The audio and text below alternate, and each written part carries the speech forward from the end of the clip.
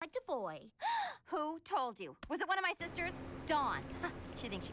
Okay, so this is something that you can only put on OBS. Jesus.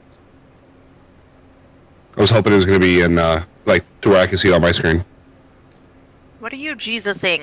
I mean, you can look at OBS for it. I'm not sure if it will pop up on your screen. The way that Rage sounds in his fucking kitty-eared fucking headset. I'm not even using the headset. I'm still using my Yeti mic. I don't know. You're sounding a lot fucking louder than you normally do. We're teaching him how to project, how to use his gut to put forth his character voice. Well, that is, it's gonna start. Jesus. Ah. Here we go. So, What is happening? I want to direct you all to my stream real quick. Oh yeah. What happened? What's happening? Hold No, on. just go to his stream. Yeah. Terrible, terrible things. Oh god. Let me know when you guys got see the it. shirt. Oh, Nice. Yeah. So, Tovar bomb, and then on the back, it's got the fucking logo and shit on there. And the catchphrase at the top. Oh, I fucking. Oh, yes. Yes. That's dope Yes. as hell. So, let me I adjust am that real quick. hyped for that. Oh, one yeah. thing that I'm happy about is that I got my new drawing tablet today. So now I'm going to be able to actually design my own merch and do all my own artwork again. Having used GIMP 2 for 6 years with like a mouse and It's okay, he can't hear you. basic drawing term, like Jesus Christ. 29 months, really? Thank you, bad day. Well, Mrs. R was just 42 months on mine. Yes, well. yeah, this drawing tablet's a godsend. Though. It's a 34. game changer for what I'm doing. He's at 34. Oh no, not 34.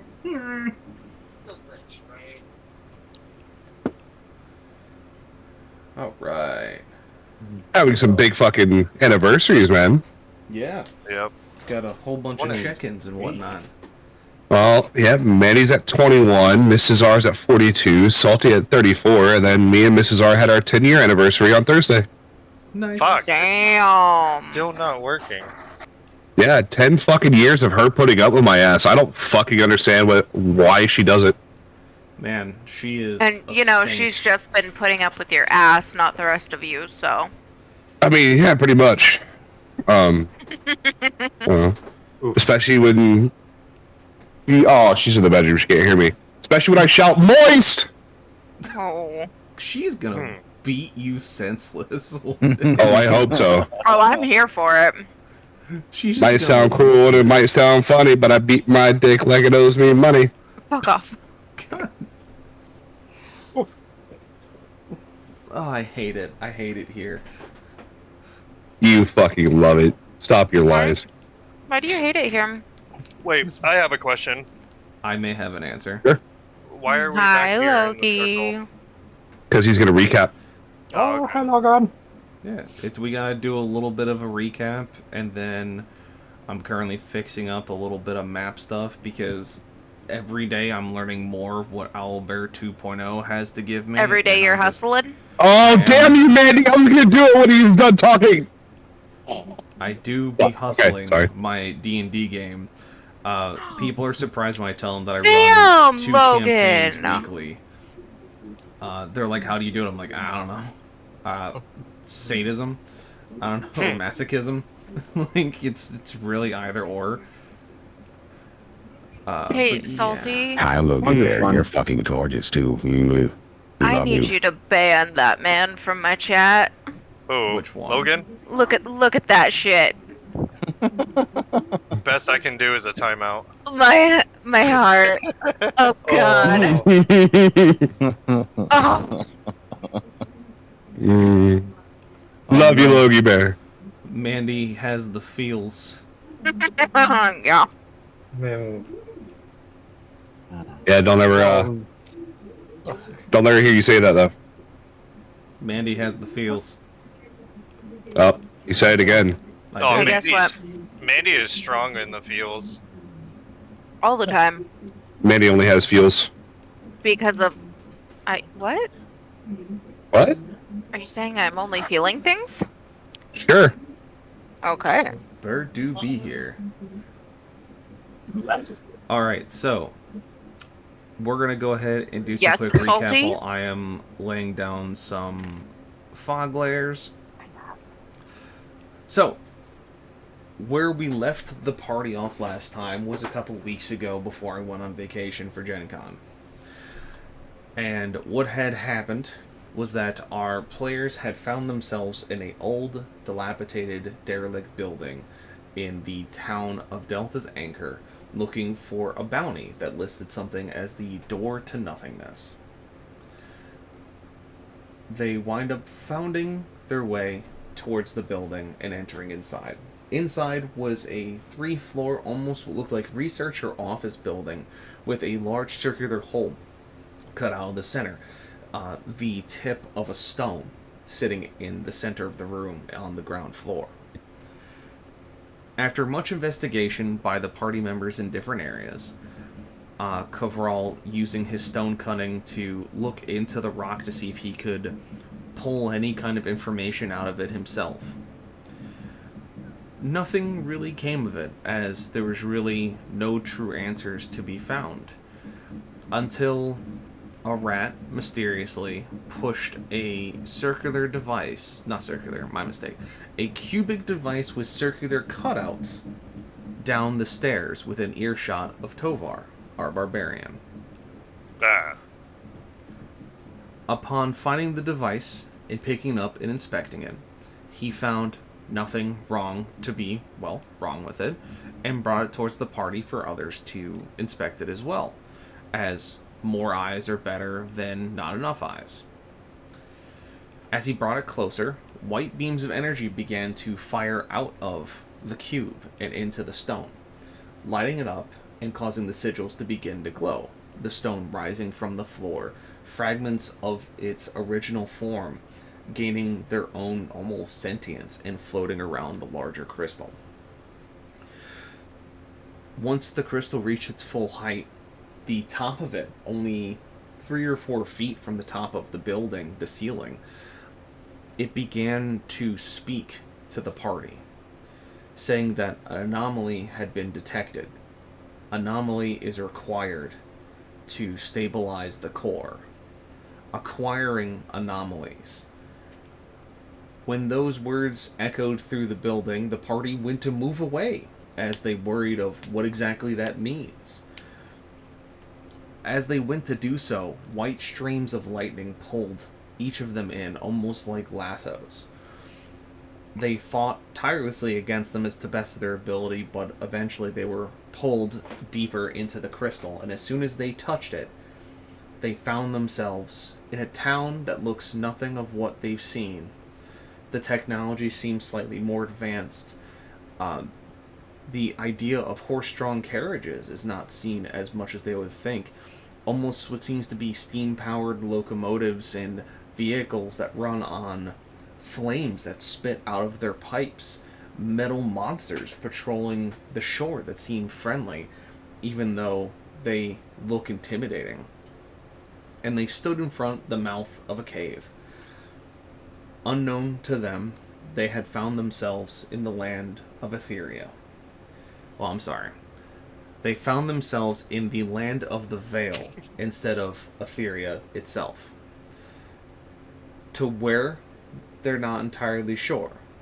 The cave in front of them pulsed with a white light that seemed to call to them, asking them to come closer to help stabilize the core.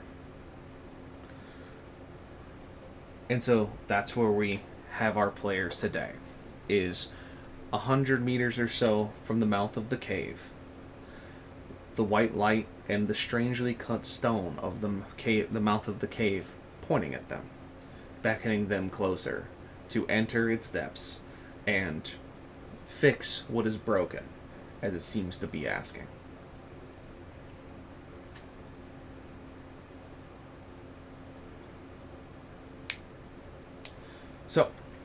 What do you do?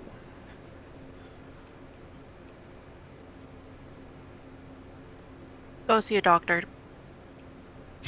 Nah, yes, the sass. The sass is real.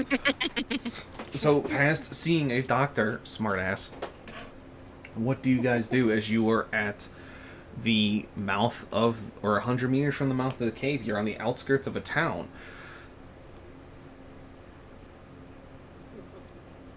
You guys could investigate the Go town check you're out the in. town. Yeah, I was gonna say you could check out the town, try to find out where you are, go towards the cave immediately. I don't know, dig a hole and poop in it. I don't know, what the fuck do you want? Like, you're grown adults. Really? Figure out what you're gonna do.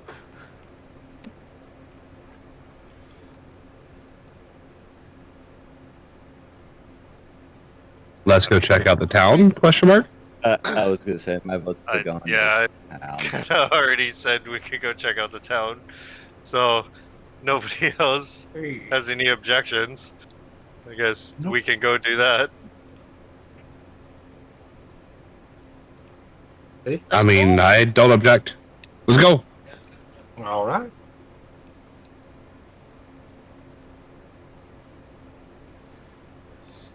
That upper limit of that. Now our DM isn't ready for us to go to the town. Yeah, I know. No, I'm I know, right? letting you guys go into the town and figure yourselves out. I'm looking at monsters.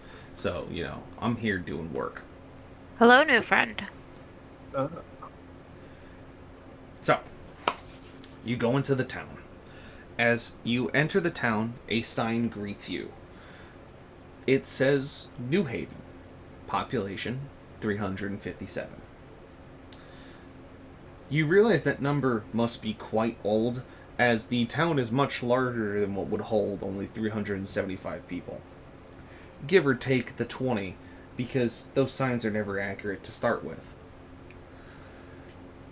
So, you see that the town has a multitude of chimneys piling out of the houses. The houses look not as good as the ones that you left from where you were, but it seems like a different design feature. They seem more efficient, modern. You see vehicles rolling through the town. Very, I wouldn't say primitive, but very basic locomotive engines using some type of magical fuel source, as blue, green, or red fire seems to belch from the exhaust pipes. You see soldiers walking around in blue uniforms with gold striping around the trim lines. Their armor looks to be made of metal, but it seems to be thicker than any plating you've seen, but also seems to be lighter, as these individuals are not as large as most of you, as they look to be just average people of all different shapes and sizes. But the weapons they carry are what is really peculiar. It seems to be a very squared rifle. You know what a rifle is. You've seen a musket. You've seen very basic firearms used in combat. But these look leagues beyond what you've seen before. There are small windows built into it that shine with a blue-green light. They seem to be sleek and square. Almost feeding in from what looks to be a magazine in the bottom. It's a very strange weapon to be looking at, and they pay you no mind as they walk around, as you can see that there are soldiers that walk through here. You can look towards the coast to your east, and you can see these large metal behemoths walking up and down the shoreline, swinging on their metal torsos. Their weapons swing across the horizon looking for threats as they continue to walk, the hydraulics hissing along with the steel creaking in the distance, as their sheer mass seems to shake the ground even at this distance. The fuck is that? One of the soldiers, hearing your question, goes, "Oi, no, it's fancy, isn't it? It's a what we call a knight, or what Leandros calls a knight. It's piloted by one of our very gifted sorcerers, they're able to work with whatever the machinery that's in there. And they happen to be our shock troopers, our protectors, our guardians, whatever you wish to call them. They are definitely useful on the battlefield. They've given us many, many victories over the past few months with them being here. Is it your first time seeing one? Is it your first time in the northeastern region of the Vale? First time seeing anything like that. What's the Veil? Where you come from? It's did you come from the western region near Jericho, or did you come from the southlands towards the Scorched Sands? Where? Yeah, dude, we have no idea what you're talking about. He goes here. Oh, you must Just have been came some of from those that emissaries cave that up came there. through. He goes. Yes. He kind of looks at you over and goes, "Oh, you're adventurers. I shouldn't be asking you those questions, anyways. You probably don't remember where you come from. You've been on so many gigs. It's good to see you through here. Basic rules as follows: don't cause a ruckus. Be nice to those that work here. Don't do anything that you wouldn't do normally. Make sure that you just keep your nose clean and keep everything sorted. If you have any questions or you need help, you can see other soldiers laying around. Will happily give you directions, escorts, whatever you need to get from point to point B. We're here to help. You'll see us with the gold raven on our pauldrons. We're the Ravenholm soldiers. If you see other soldiers wearing different bold colors, such as red, green, purple, or just blue, with a horizontal striping on their capes or pauldrons, don't talk to those folks. They're usually not willing to speak to general public. They're usually here for a specific purpose in mind. Good to know. Well, thanks for the info. Now, how do we get back to McCrag? I don't know about this McCrag you speak of, but I heard your tall friend say something about a cave. If you're adventurers, I would suggest finishing up whatever job you have, or if you need to, stay here and get supplies. Once you're done with your business and you're not on a time frame, because I don't know what you're working on, I don't want to impede your business or obstruct your progress. But if I need to get you flight over there, we do have air transport that can get you across the Vale rather quickly, or wherever your city you said is from. But once your job's done, come talk to me and we can, worst case scenario, go speak to Leandros himself. We'll be able to get you sorted from there, I imagine.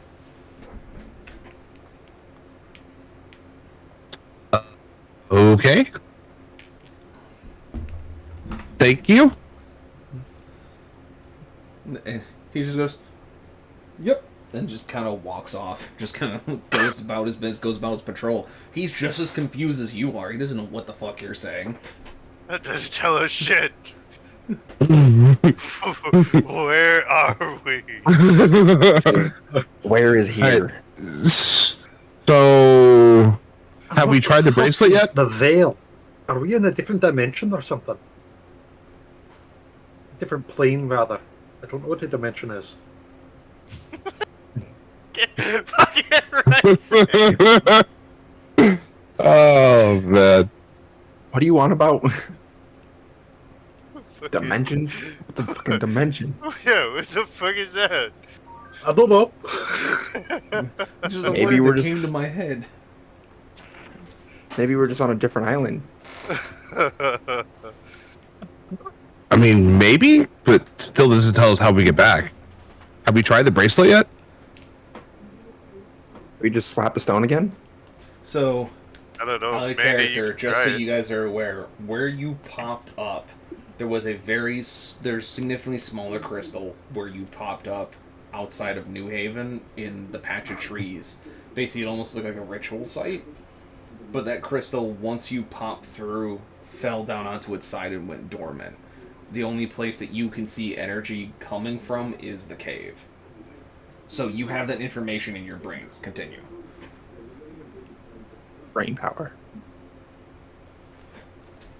Hey, Mandy, do you still have that bracelet? Yeah, I can try it. I mean, if we can get back to McCragg, I think we could try to figure out the situation better from there.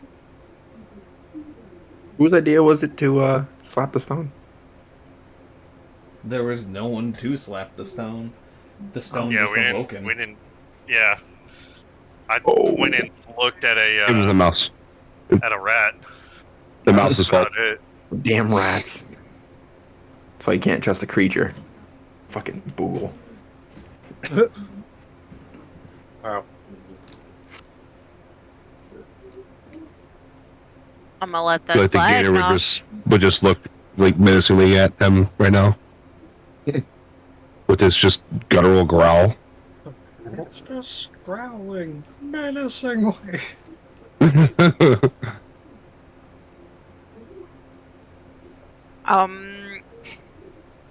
I don't remember what that bracelet says. So the bracelet, you know that you can touch the bracelet and say the power word unforeseen consequences, and it will activate the bracelet. Yeah, say that. Mm-hmm. Okay. Don't say that. I touch the bracelet and unforeseen consequences. The bracelet begins to move as the words light up and the stones try to come off your wrist, but they don't leave. Almost as if the terminal end that it connects to isn't there.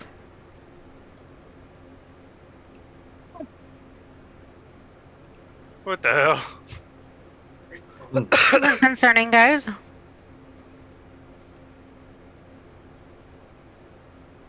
What the hell's going on? I feel like what the hell is slowly turning into my fucking new catchphrase.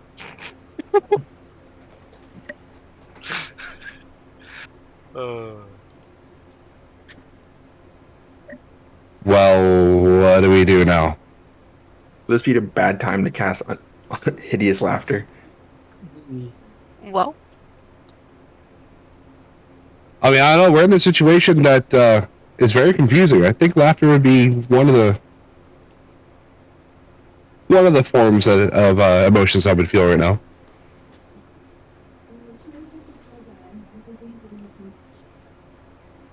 Thinking. I only Yeah. have 3 spell slots though.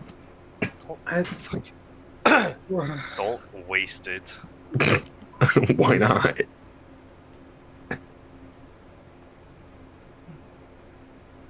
Wait, you have an intelligence of over 4, right, Tovar? Yes. Alright, surprising. I didn't laugh. Gone Wow. over this multiple times. Just checking.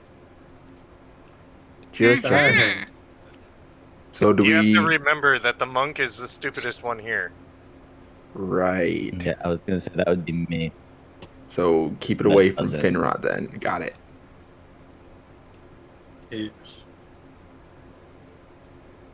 So should we go explore? Looks like the cave is our best bet. Looks like we have to Yep. find another way out. Either So that or we go back and investigate the cave, or That's what Koval said. So don't think we really have any other options besides that. Mandy? I think I would like to investigate the crystal first. That's outside the cave, and see if maybe we can put it Well, upright it's again. not the cave we came out of. There's a different cave that has a light coming from it What? No, it was up at the mountain. cave, wasn't it? So you popped out in essentially the wood line outside of New Haven. The cave you could see that you were about 100 yards from has the same voice you heard before you got pulled into the crystal and is pulsing with energy that you can see and actually feel. Oh, so it wasn't up the mountain. I thought it was. For some reason. Well, yeah, we can investigate the crystal first. I'm okay with that. Out in the way. I mean, yeah.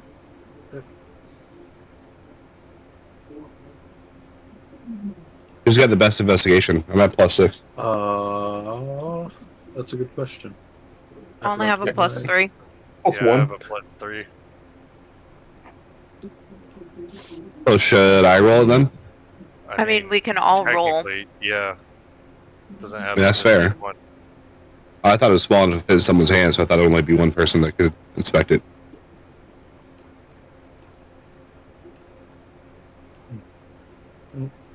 Okay, well then let's all investigate the crystal. All right. This is usually where the DM comes into play. Mm-hmm. So you That all one, I make it don't see back- shit. You make it back to the crystal that you popped up next to. And it still lays down on its side, unpowered, the crystal looking translucent almost, with what looks to be a fog of grayish color floating around inside. Nosh, in rage, you look closer, and you feel no warmth from the stone. You feel no energy from the stone. And you don't really see a way to bring it back. It seems that, unlike the other one that you found back in Etheria that was resting in the ground, this one seems to have been placed here, as there is no hole that it rested in. It just is on its side. So it must have been the equivalent of a one-way door.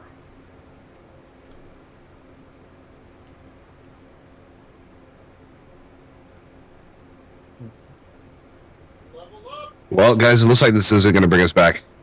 Well, so we investigate the cave that has the power coming from it.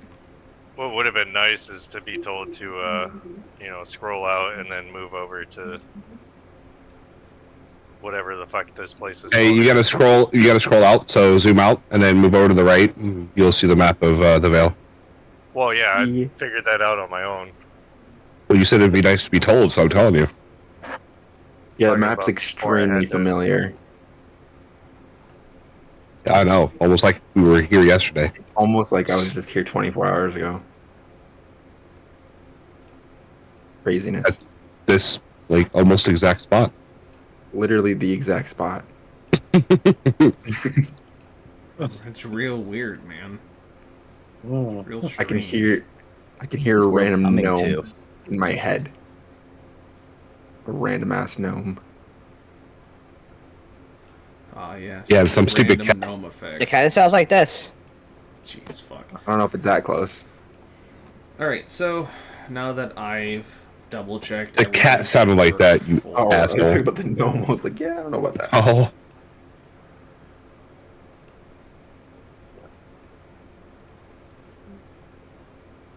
Alright. Sorry, Bart, what were you saying? Alright, so you guys investigate the crystal outside, and you see nothing of it. So I imagine that you wish to go look into the cave. Yes. Very good. So as you approach the cave, you can feel the power coming from it, in the sense of that it definitely is pulsing with some kind of energy that you're not entirely familiar with, but you can feel the voice inside beckoning you to enter. Whoa. I don't know if I like voices inside. A beckoning cave, you say? Oh no.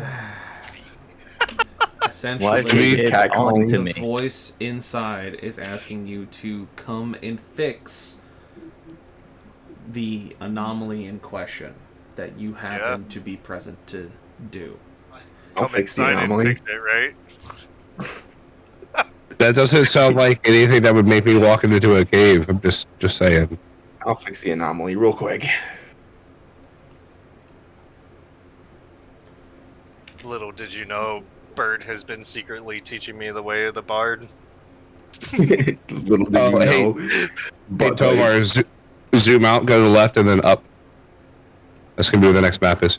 So a big gray square.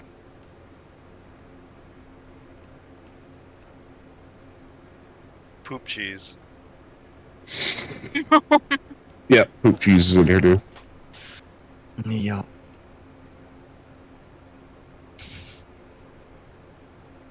Oh.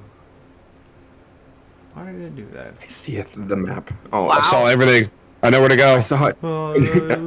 I took a screenshot. Literally I a know second the beginning ago. and the I don't end. know why. It's doing. You're trying to this block now. out some of it. Yeah, it was doing it literally a second ago, and now it doesn't want to do it anymore. That's fine, I guess. We'll do it the old-fashioned way.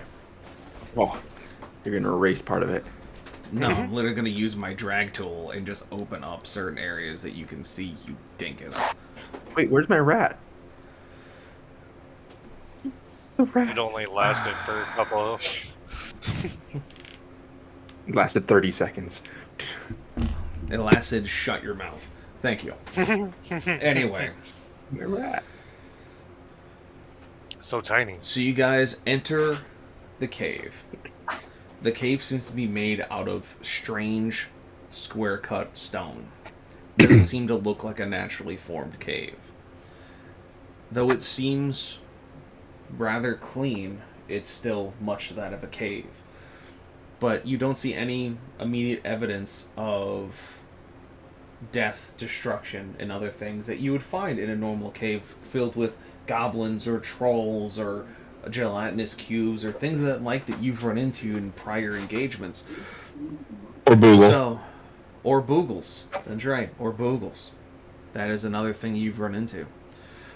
So, at that point in time, you're in the beginning room, and you can hear the voice further down the corridors of asking you to make your way down, to push through the corridors and find the main chamber, where something has stopped it from working, where it continues to say, stabilize the core in the main chamber. Anomalies must stabilize.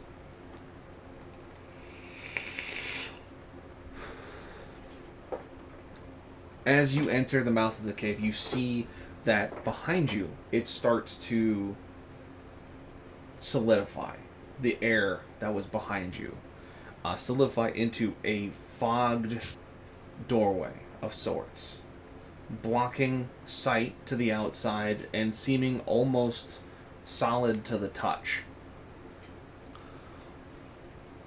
As that door begins to solidify behind you, the last things you hear from outside the cave is sirens, bells, whistles, horns. You hear the thunderous sounds of foghorns come from the knights that march across the shore. You hear people running past the mouth of the cave that you have entered to do your job that you've been given from this voice that had called out to you. The voices you hear run past you seem to be soldiers that you met in the town, and they simply yell, "We're going to war! We're going to free the region! Volunteers to Westminster!" And you start to hear vehicles turn on and footsteps running past you as all this noise bellows out of New Haven and then silences itself against the walls. It solidifies behind you.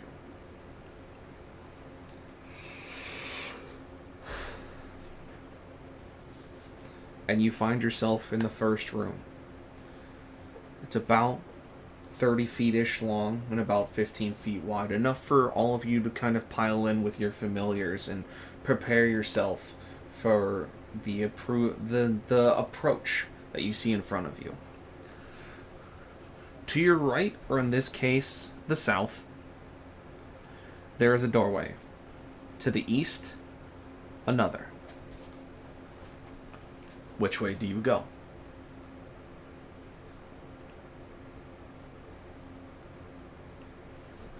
Hey, Mandy, do you see anything in that door?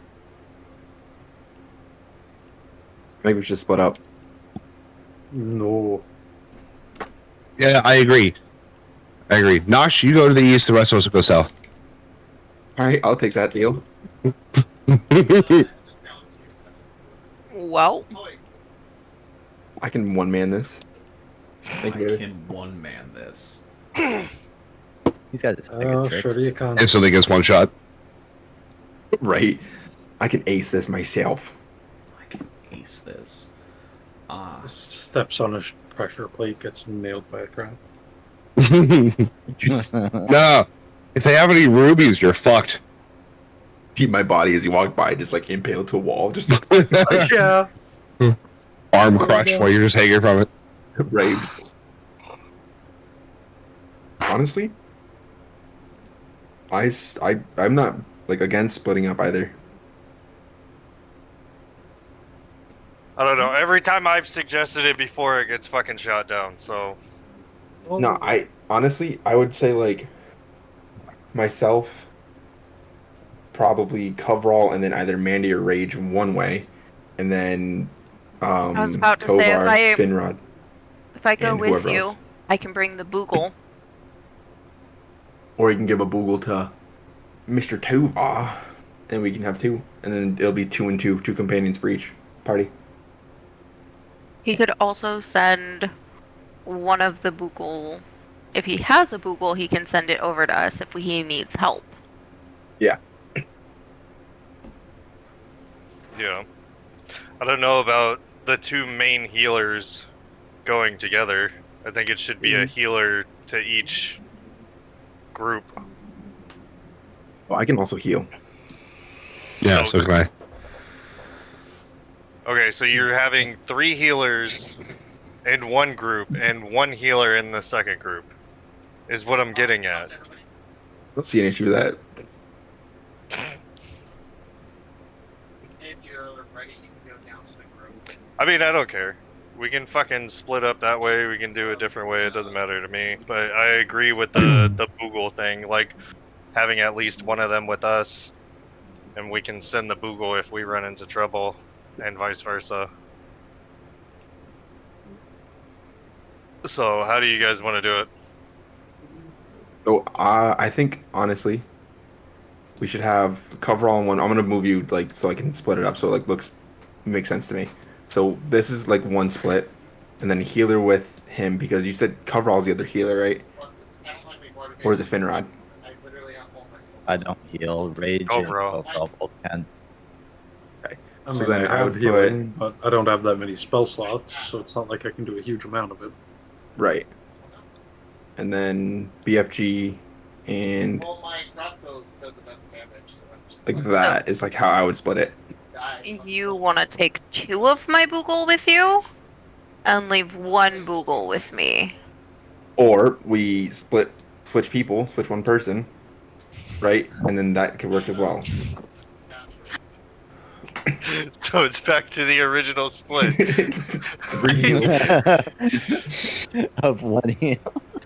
That's Alright, fine. We now have that I enough have a fucking whole bunch of I- potions. I have, split multiple times. Oh, yeah.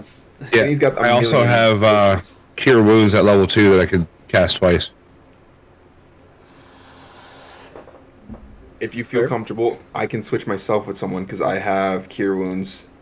I can do 3 times. No, it's fine. We can do split.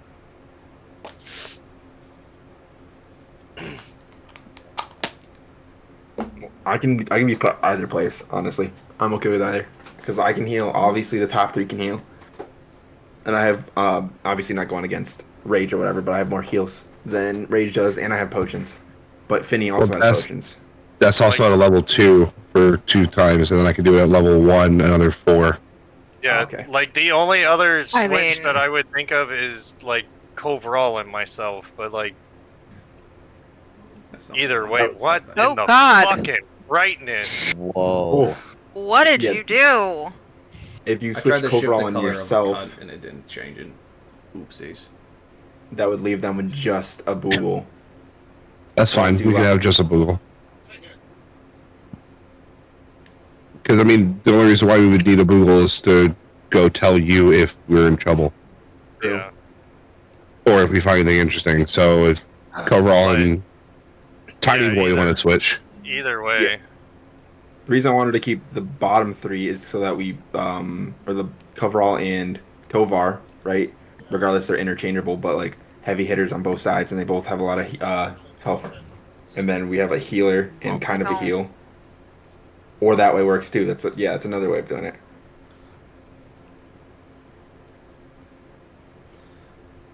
As you've all been deliberating of trying to figure out who's going to be going in what direction, you look behind you as a 5-foot patch of the wall seems to have advanced.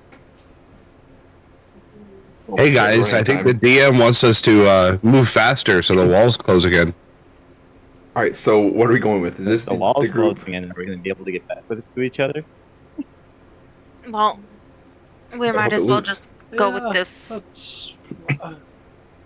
We can have Big Boy over here knock down some walls. Throwing me into walls is what you're trying to do. I mean, I wasn't suggesting that, but now it's sounding kind of good. Yeah. Like, he was talking about me. Oh. Why can I not fucking edit the goddamn... Oh, you right. If you right click on your name, I think, right? No, double click. No, click on your name and then yeah. click on the text tool. Yeah, edit text. How about the next person that messes with another person's token gets ejected? That'd be really cool.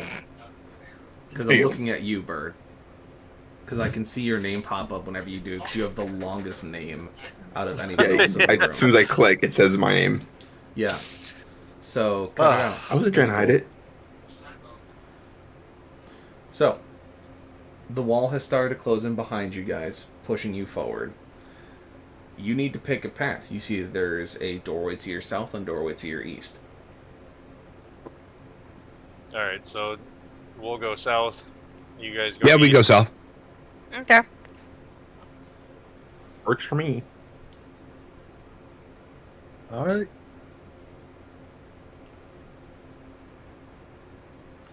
Alright, so those going to your east, you see that you find yourself in an L-shaped bend that goes to your north. Those that go south find an L-shaped bend that goes west. Oh, God. Wrong arrow there, Mandy. I like how it, like, zoomed in and out in, like, pulsing perfectly with her voice, so it looked like her hair was just going, oh, God. Oh, jeez. I mean, it You pretty guys much can just was. continue walking. So, because this is a large dungeon, you guys can just basically move at your own pace. And if you wish to take an action, all you have to do is call for it.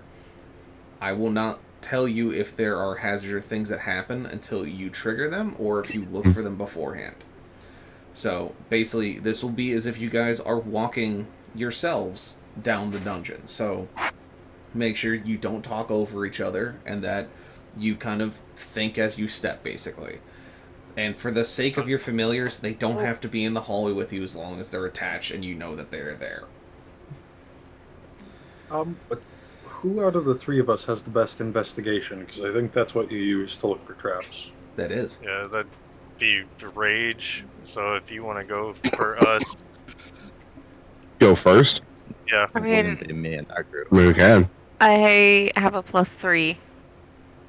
It'll either be you or Finrod, because I've got a -1 to my investigation. I get a -4.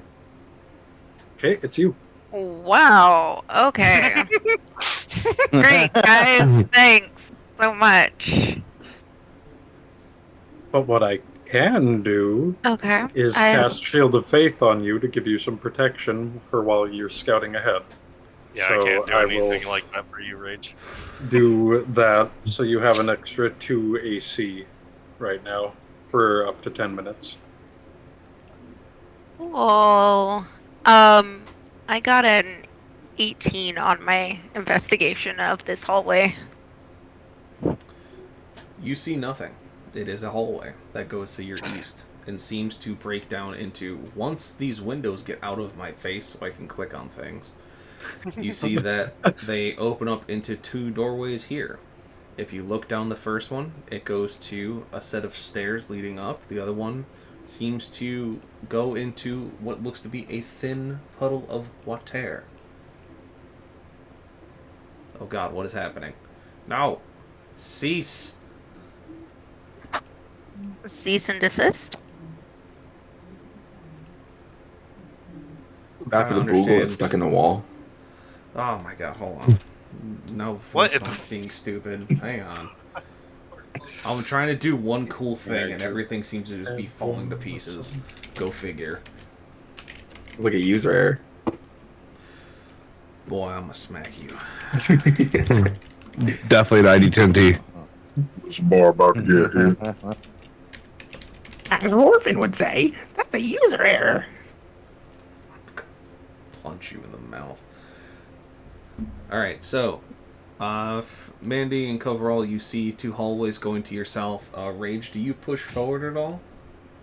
I rolled a 25 on my investigation for this hallway. So you don't. Sorry, go ahead. You don't see anything here specifically. Nothing seems to pique your interest. You do see that there is a set of stairs leading down.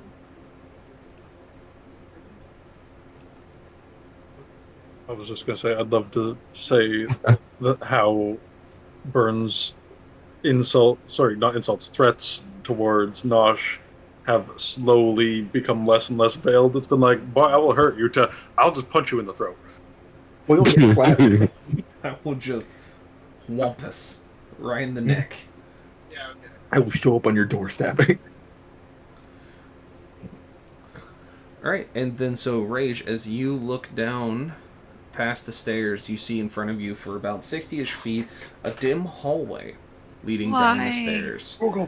Coverall, as you look down your hallway, you see some stairs leading up, and then the empty hallway, of course, here, and empty hallway leading to the set of stairs going up here. Wait, what's the... How dim's the light? Like, am I still able to see it, or is it, like, kind of dark for me? It's kind of dark for you, but it's enough that the rest of your group should be fine. Okay, because I do have a spell for that in case. Right. You want me to roll investigation for this hallway too?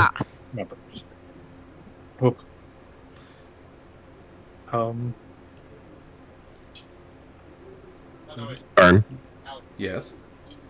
Do you want me to roll investigation for this hallway too? Only if you want to. Well, yeah. Alright. 16. You don't see anything odd. It definitely looks like a hallway. Cool. Very cool. I'll go ahead. I'll move on. We'll move to the end. I'm gonna let Tovar go first, because in case he needs to throw me, I'll be right behind him. So, for us, which way do we want to go? Because we probably shouldn't split again. Well, I was not planning on splitting. Should we go up or down the hallway? Do you want to go up or to water? My vote is up. Up? Yeah. We mean up. You said Because there's these going stairs, right? Up the stairs. Oh, up the stairs. Okay. That makes a lot more sense. Oh, we go up now. Did you really forget that, like, up the stairs is a thing? What? Man forgot his own map. What do you mean? What? What?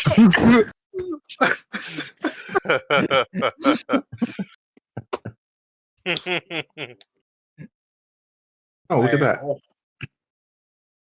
Oh, hey. Oh, how did it happen, buddy? What the fuck? Oh. Hi, guys. Hello. You eating rocks? Wait, do we also go up the stairs? I thought we went down the stairs. No, those are upward facing stairs, it looks like. Ours. Fair enough. Yeah. ours. Ours go. Oh, wait, no, those are down. Oh, yeah, those are downward. They went down. Like, we went down, you guys went up. It's an optical illusion. There are no stairs. There's Cleverly here. painted stripes. The stairs are a lie. Okay, so Oh, are we fallacy. actually like all together? Is our fearless DM fucking muted and not realizing it? Is he shitting his pants right now? Whoa. Why did I come in twice? What? Whoa. Did he mess up his audio settings? Yeah, he did. Yep, Oh, he no. definitely did. God damn it, Burn. It's kind of trippy. That was wild. Yeah. Especially since my cookie kicked in. That was really bad. Oh no. Damn. Ray's just sitting there like, I have ascended. All right. I was having some shower thoughts. The Dungeon Master's having technical difficulties. Listen, we're not going to talk about Another it. picnic error. I'm trying Hey, to figure Jenna. out why is it doing Yeah, she said this? hi in mine too. Alright, Jenna's here. Jenna Yeah, she's in mine has too. made her presence known everywhere. Now I hear a fan. Ugh. Oh, And, oh no. That was so sexy. Why is it? Oh, you hear me now? Wait. Okay. Jesus, what the fuck? Why is it doing this? Why? I don't understand.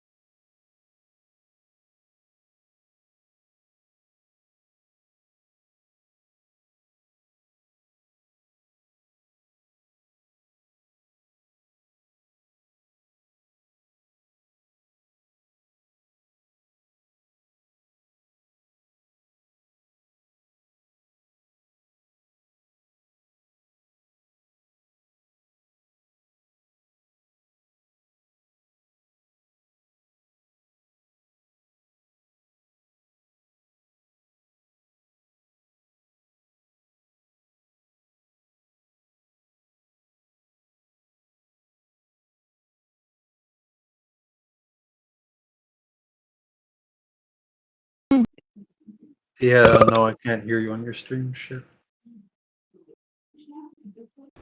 Now. Okay, there it is. Bah. There it is. Alright, I fixed it. We're good. Jesus Christ. Why is everything borking in the middle of the session?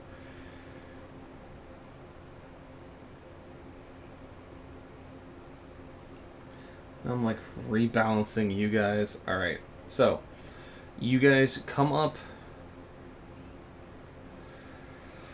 So while all that scuff was happening, Mandy, did you roll your deck save? It was at 8. Alright. So you guys come up here. Mandy, you seem to step on a tripwire that's across the staircase. And as you step on it, you just hear a click and then silence.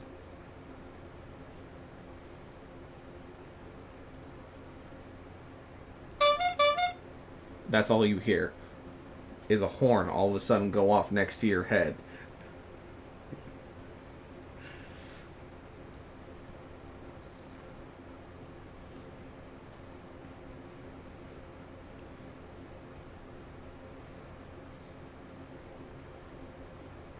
Those are the boogles. Oh god!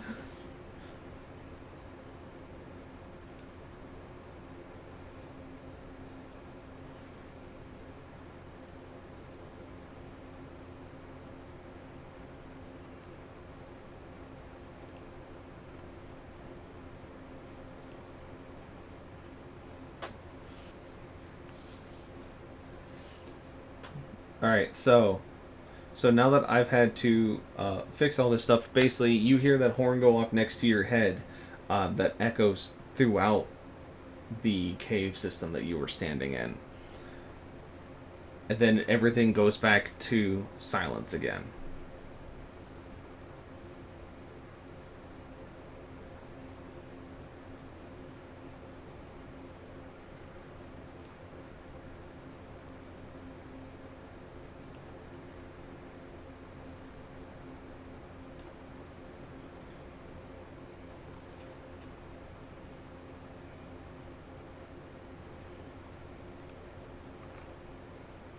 The walls push up behind you.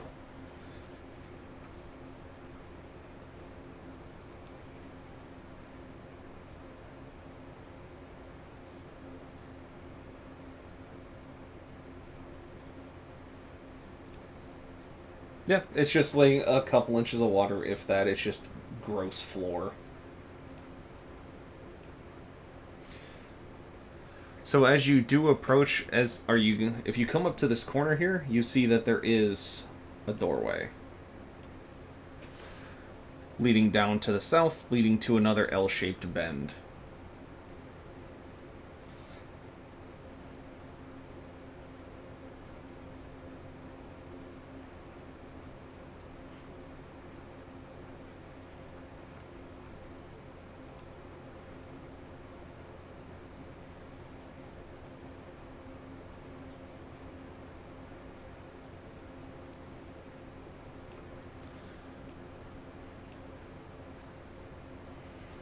So you see a hallway leading up to a small threshold door.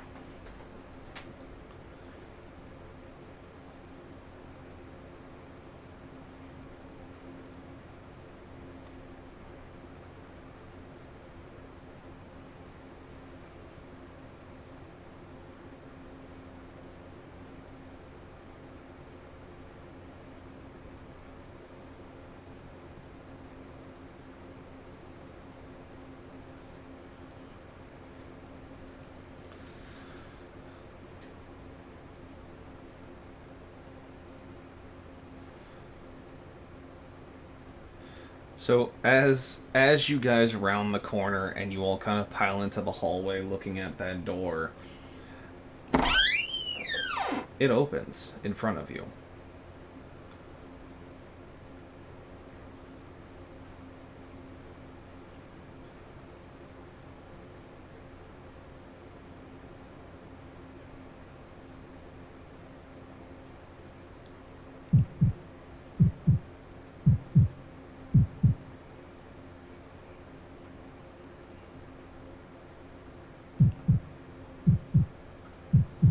You hear the faint sound of a heartbeat past the threshold of the door.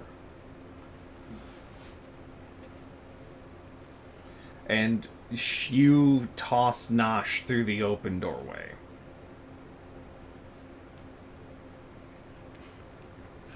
Jesus Christ. And as Nosh enters the room, he finds himself in the presence of a tiefling, what looks to be mage, and a large skeleton covered in heavy plate armor.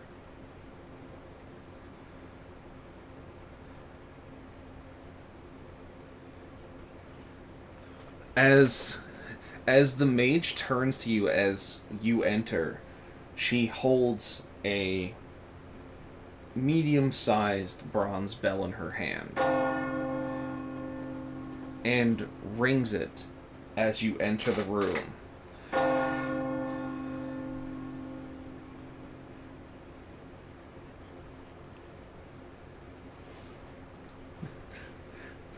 As the bell rings, what's funny, she has thaumaturgy.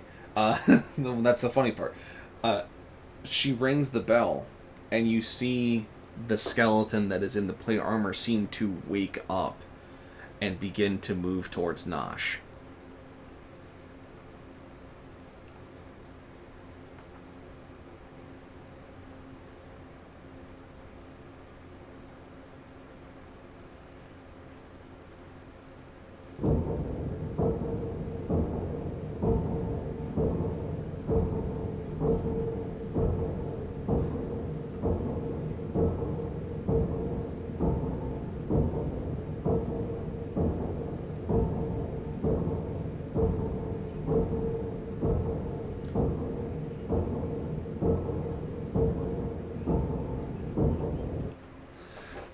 So, as the Skeletal Knight approaches Nosh, and you all find yourself in the hallway as you hear Nosh say something to the tune of, "Hey, let's talk about this,"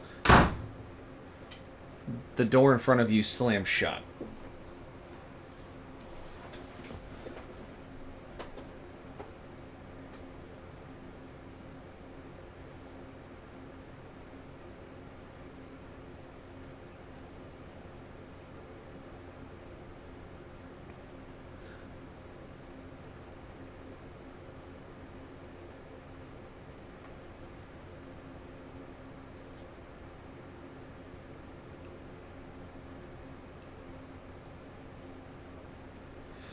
So, Nosh, at this point, I'm going to need you to roll initiative there, bud.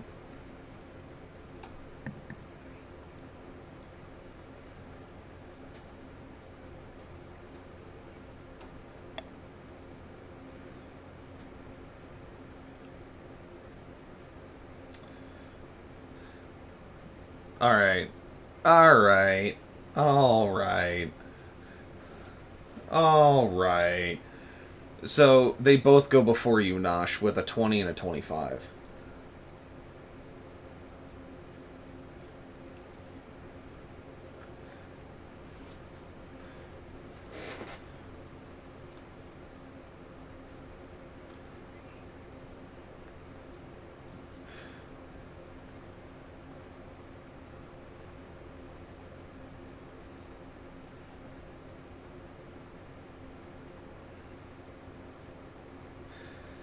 So, you see the conjurer, once again standing behind the Skeletal Knight, begin to ring the bell.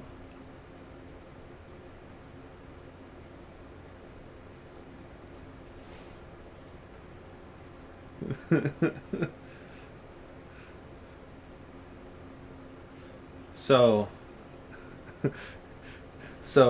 at this point, you hear her ring the bell once more. And as the bell sounds in her hand, you see sparks begin to erupt from inside the bell. As what you would imagine is something not good.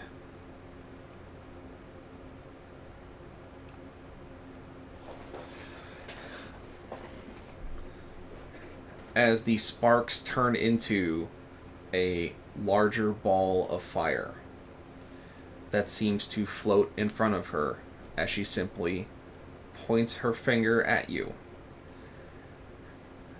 and just goes, "The heart is ours."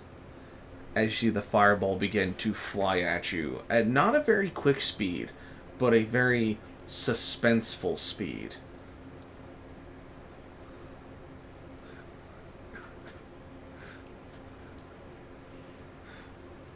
So I'm going to need you to roll me a dex save there, bud.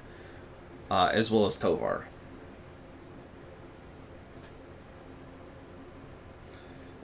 Tovar, yes, will have advantage. Nosh will not.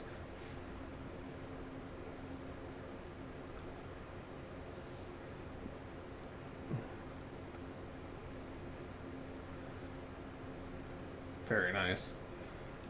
Yeah, it's with advantage, so roll it again. Oh, you did! Oh, no! Alright, so... Yup.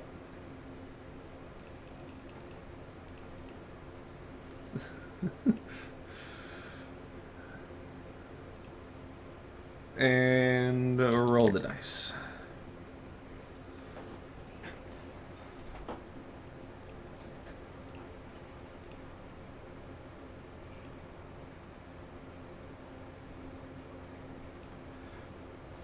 So, it should be, once it pops back up for me to see... Why does it keep doing it? That's really annoying. I just wanted to pop up the spell, and yes, it'll be 24 dabblage. Thank you, Joe.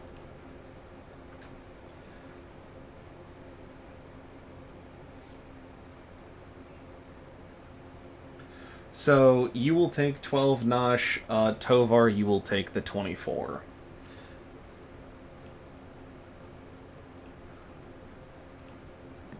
Stone's Endurance. Alright, roll your Stone's Endurance. Yeah, that's fair. Not saying you're wrong, I just say just... It's the radius that's on the map.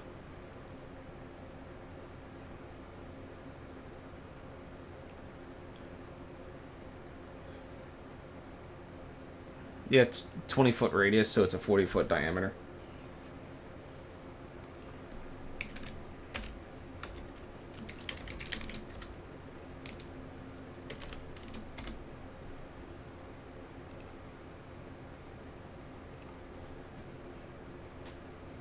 Yes.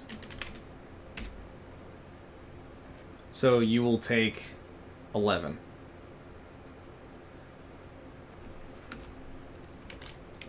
So you rolled a 13. Did you roll a 13, or is that the damage you have left? Okay. Yes, you will take 13.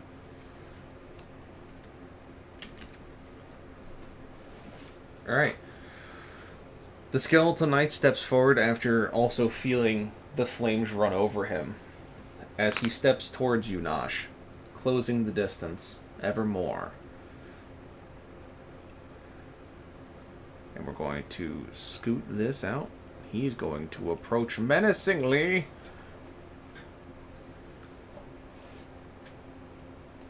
Sure.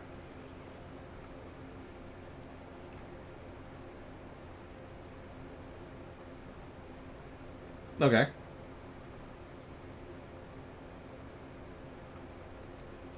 Yeah, that's a hit.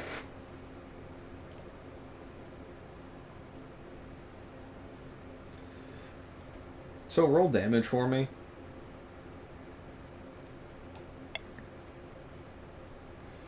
So, you go ahead and take its head off as you simply swing it as you're talking about attack of opportunity.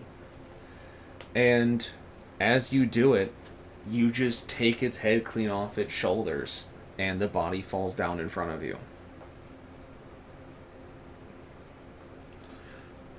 The mage looks at you, startled, as you simply fell her guardian in such a foul swoop.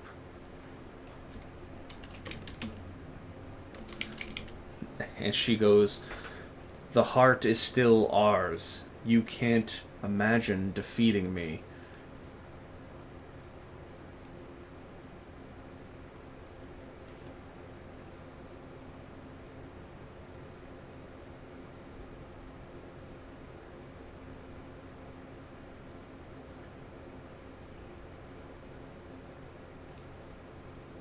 Very good. So, you kick the door in, and Nasha need another deck save.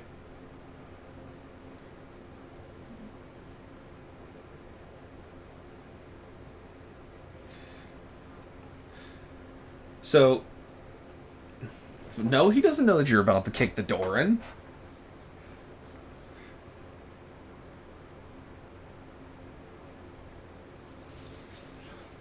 So you talk to the mage and go, I didn't want to fight, and she's just like, I'm gonna kill you. And then you just hear Tovar on the other side of the door at the last second, I'm opening the door, as he kicks it open, and you just get hit with a piece of the door and fall prone on the ground. As Tovar, you see Nosh now on the ground, a dead skeletal knight, and a mage looking at you and laughing.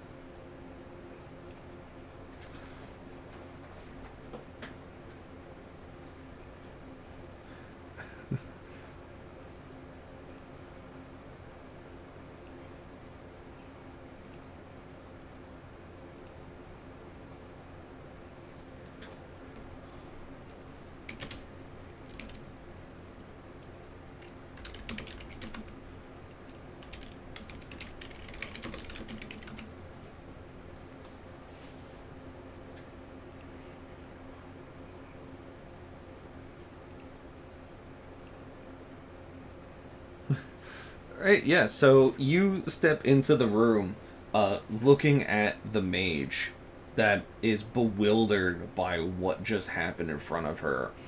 And so you lovingly pick up Nosh as you knocked him down as you both stare down the mage. And she just looks and goes, "Be gone," as you see her ring the bell once more as magic begins to swirl up from her. And you see 3 bolts fire from the bell at Tovar and Nosh. So, right now, I need Nosh to call high or low.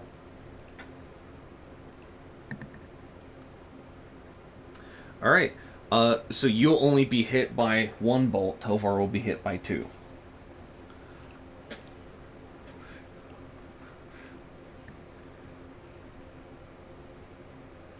That's fair. So the 1 bolt misses you. Tovar, a 17 to hit. And a 19 to hit.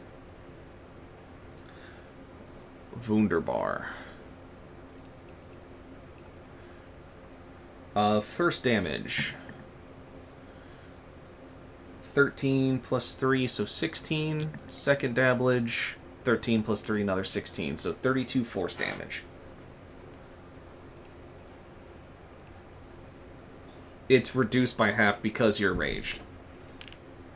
So you're technically taking 16. No, you're taking 16.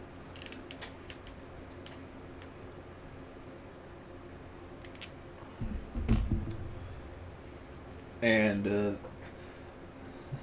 that is her turn.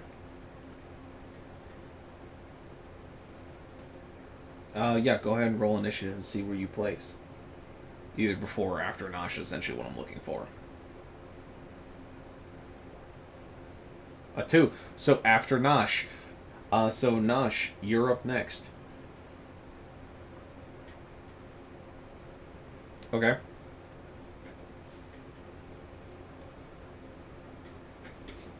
You should say it anyways. What's... Yeah, for the rest of the class, and then tell me what saves you need me to roll for your spell.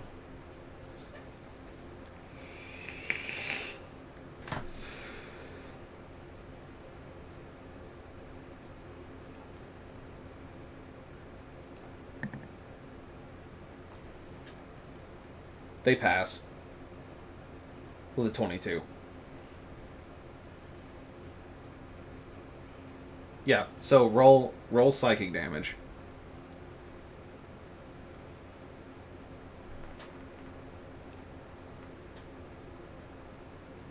Alright, so we will round down, so they will take 5. And yeah, you do that. And what else you got?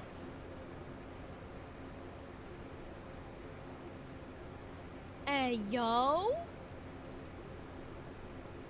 You're gonna zoom.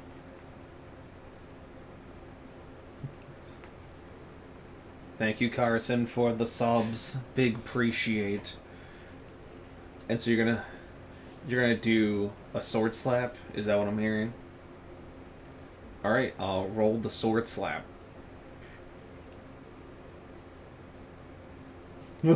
Oh, that means I get to pull out the book.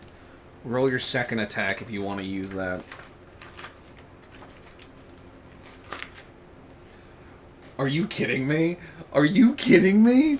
Oh, this is wonderful. Oh, I'm gonna have so much fucking fun with this. Hang the fuck on. Oh, this is gonna be great. Oh, this is great. Oh,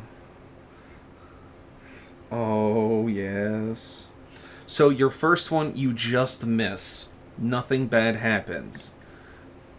Your second one, you also just miss. Nothing bad happens. So you just whiff both swings, and you look like a goob.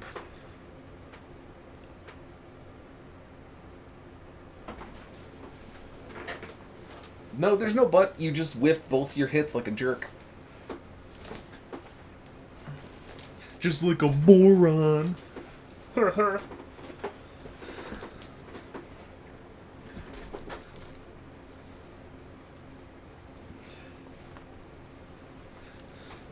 Tovar, you see him whiff both swings against the mage, by the way.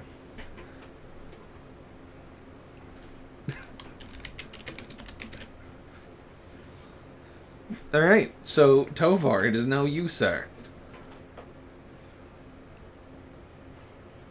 Okay. Okay.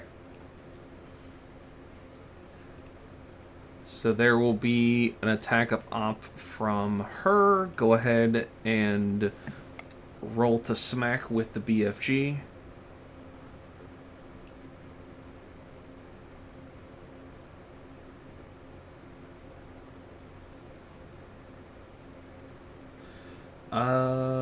Does a 19 hit the BFG?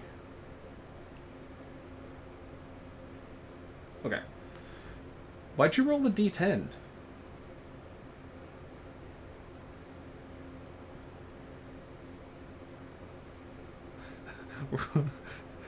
No, you gotta roll the hit first. Oh no.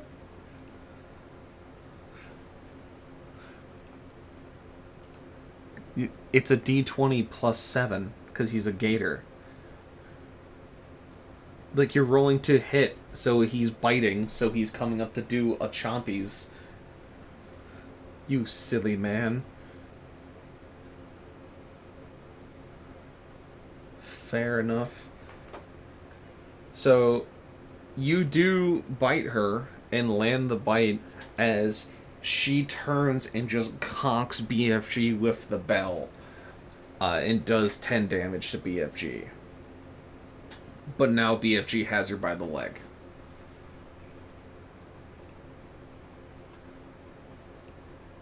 So now you roll damage. Yes, now the damage comes into play.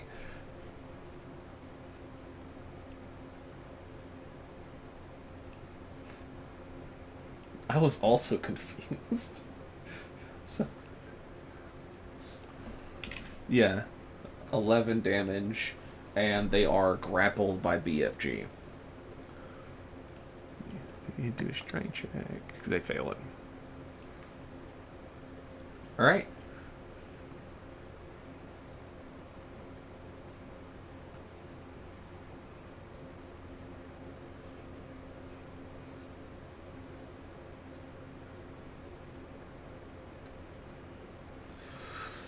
So, you're still attacking from the... yeah, she's grappled. So, yeah, you can go ahead and roll advantage. Sure.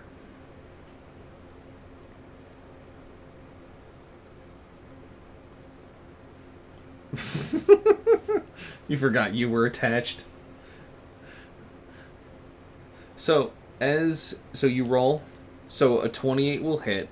And so, as you run and leap towards the mage to land your strike... You see her make eye contact with you as BFG is attached to her leg, and she hits her bell once. And as she does, you see a fog emit from the bell And as your axe starts to come down, it's not the mage. It is Nosh in her place.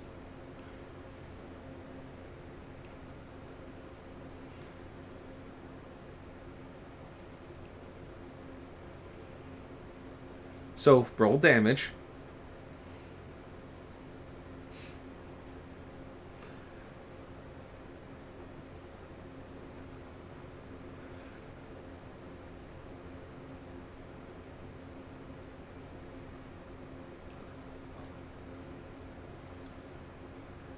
Yep, that is 12 dabblage into Nosh. Not as bad as it could have been. But I'm going to spend my dread to have you reroll that damage.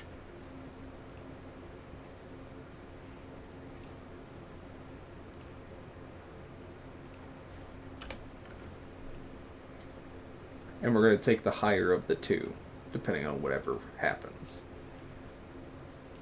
Nah, it's only 1 point more, but I'm happy.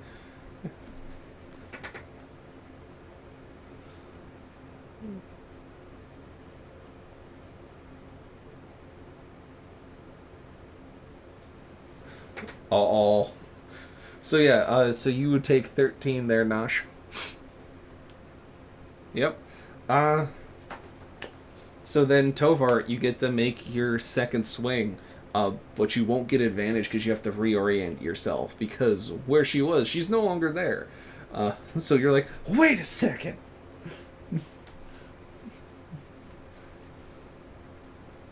That's a hit. Her benign transportation, essentially, she teleports herself and any equipment that is attached to her to an unoccupied space that she can see. If it chooses a space that has a creature in it, they swap places.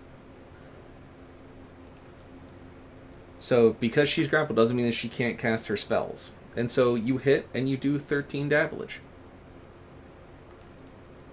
Plus 2, 15 dabblage. Very good. Very good.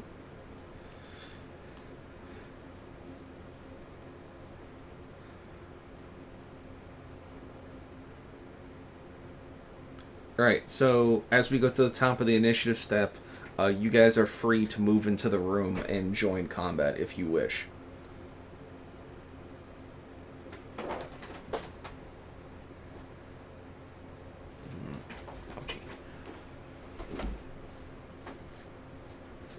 I mean...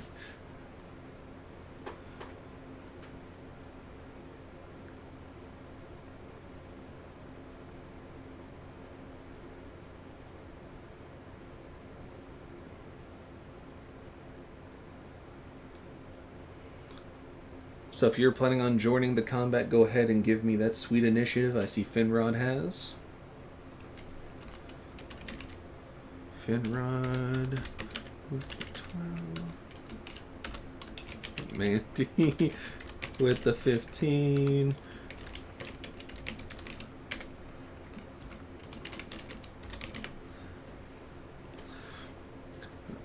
I love this.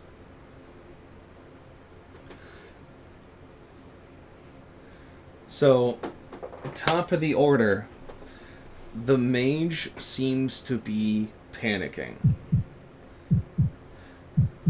You almost feel like you can hear an audible heartbeat in the room as you're all staring at each other. She's staring at the barbarian and the fighter that has tried to kill her. She sees the rest of you enter the room, stepping on top of the corpse of her once guardian.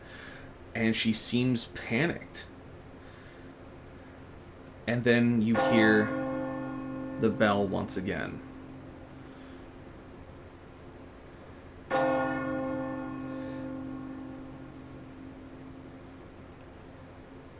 As the bell sounds, she goes, "You will not take the heart from us!" As you see the telltale embers begin to burn around the bell, as she seems to begin casting something large directly in the center of the room.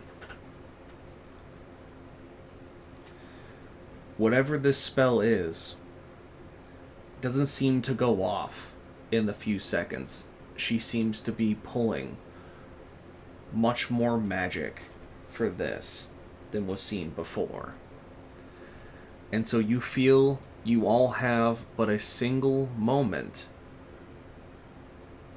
to stop whatever may occur in the next few seconds.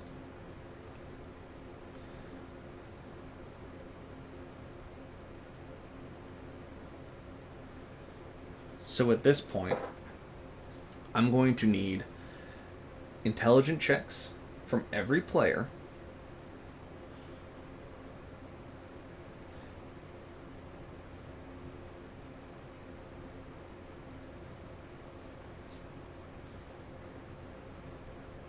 A check. Just a check.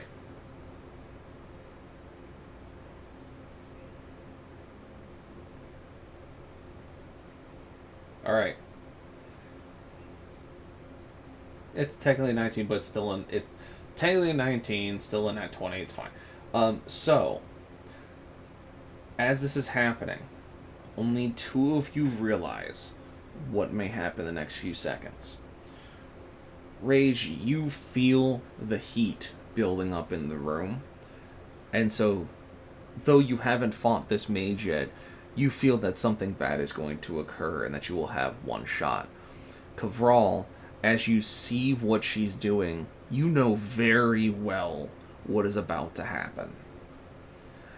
And so you feel that you also will only have a single action to make a difference. If either of those actions fail, you believe that your journey may be cut short.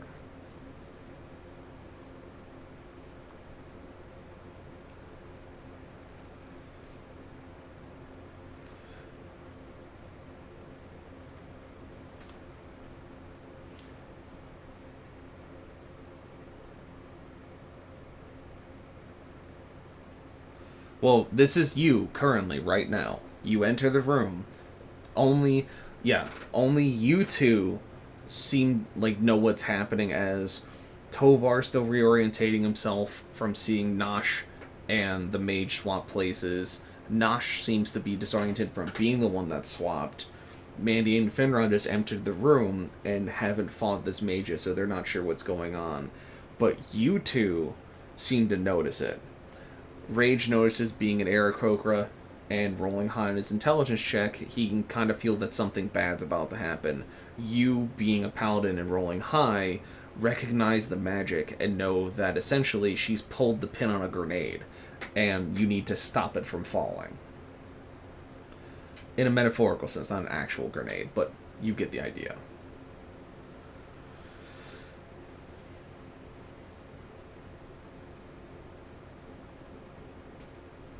Yes, so both of you will have separate actions.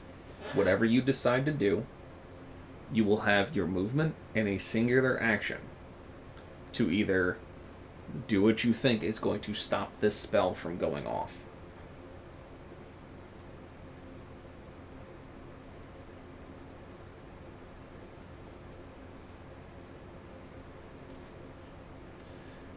You feel that if you kill the caster, the spell doesn't go off. From your experience as a ranger and a hunter, you know that if you stop it before it completes, it doesn't work.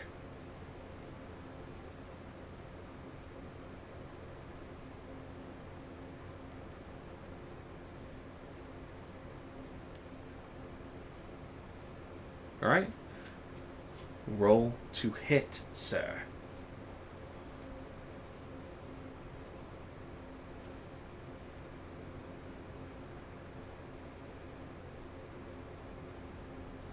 That is a hit.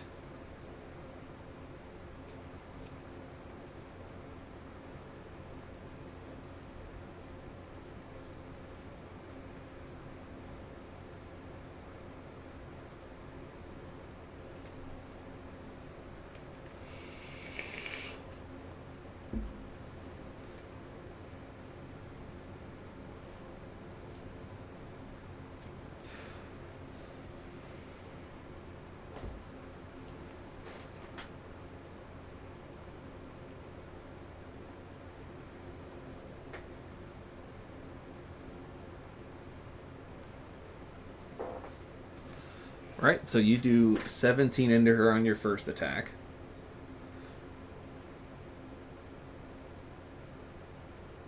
Yes, per action.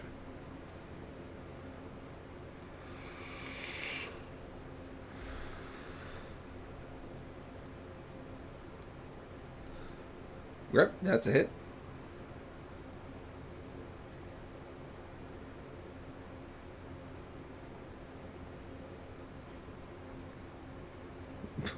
Please don't lose your dice again.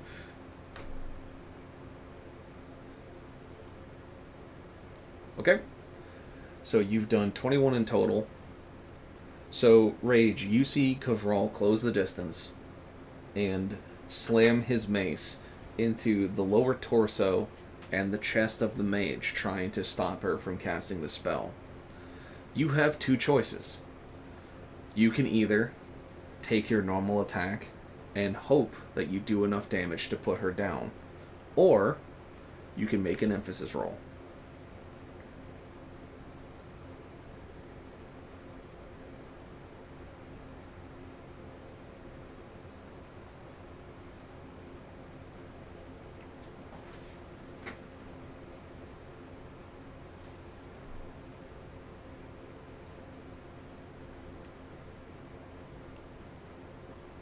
All right.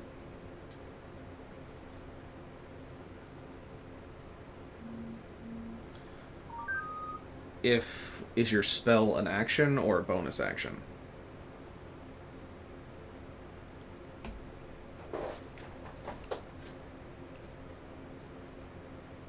Yeah, it will say 1A, 1BA, etc.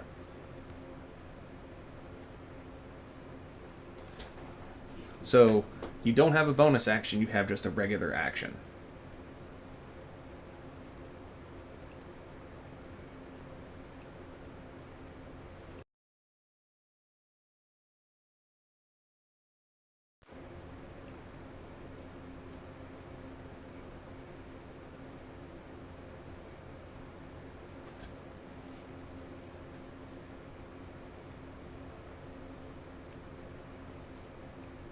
Okay, roll to hit.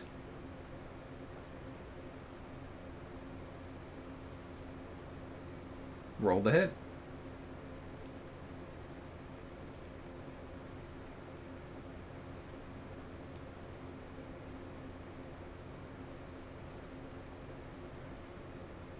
I can hear you, yes. No, did I die again? Fucking Christ. Floating. Headset. Thank you.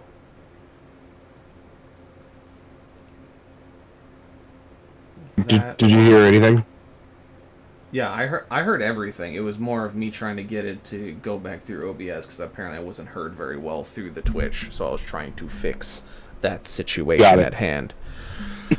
Oh. So. Suddenly deeper in my ear with that damn. My hello. Yeah.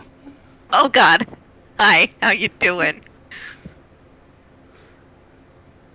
Yeah, so just roll the hit. You know, Cactus might not be here, but there's still something moist in this chat. You know? Roll the hit. Roll the hit. Make it or break. That is a hit. 21. Alright, so longbow damage is a 9. And that arrow is stunning. Right. Constitution saving throw. Constitution saving throw. Wonkus. That's cocked. Get out of here. Dice. Cheating. Whoa. Guessing his mage failed what? it. I don't know. The mage failed it? What's the DC on it? Yeah. 10 plus attacker's attack bonus. So my attack bonus?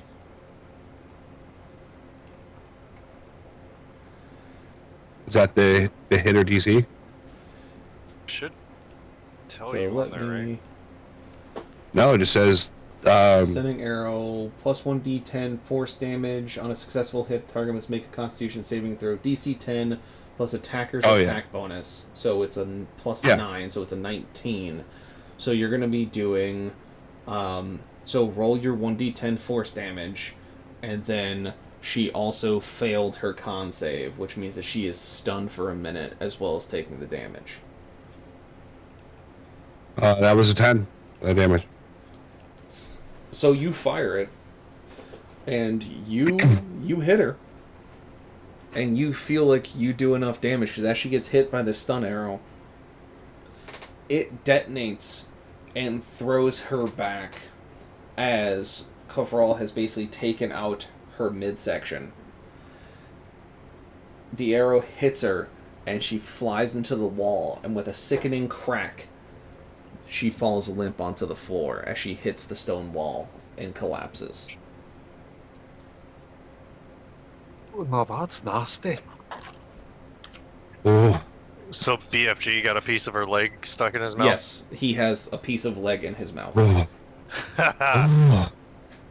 Oh, see, I don't need no emphasis roll. I created my own emphasis. I created my own emphasis. Hooah! I am the emphasis. I am the emphasis. Look at me. I am the emphasis now. So, Tovar, your favorite thing, there's a door to your east. And there's an open passageway to your south. And a nosh within arm's reach. I would like to search the maze real quick. 3,000. Trapped. Yeah, I was God. gonna say, are we able to search the bodies? Sure. You find on the... That is random treasure, not a hoard. Is that CR? So you find 80 gold pieces on the mage. And on the...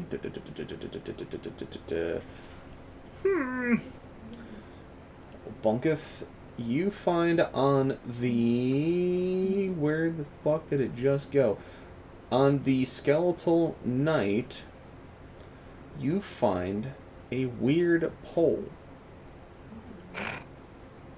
Gross. Was in his ass.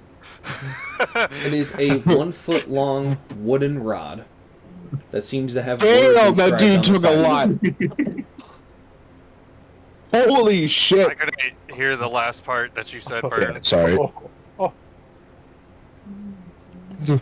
I said you find on the Skeletal Knight a 1 foot wooden rod attached to his armor with words inscribed on it.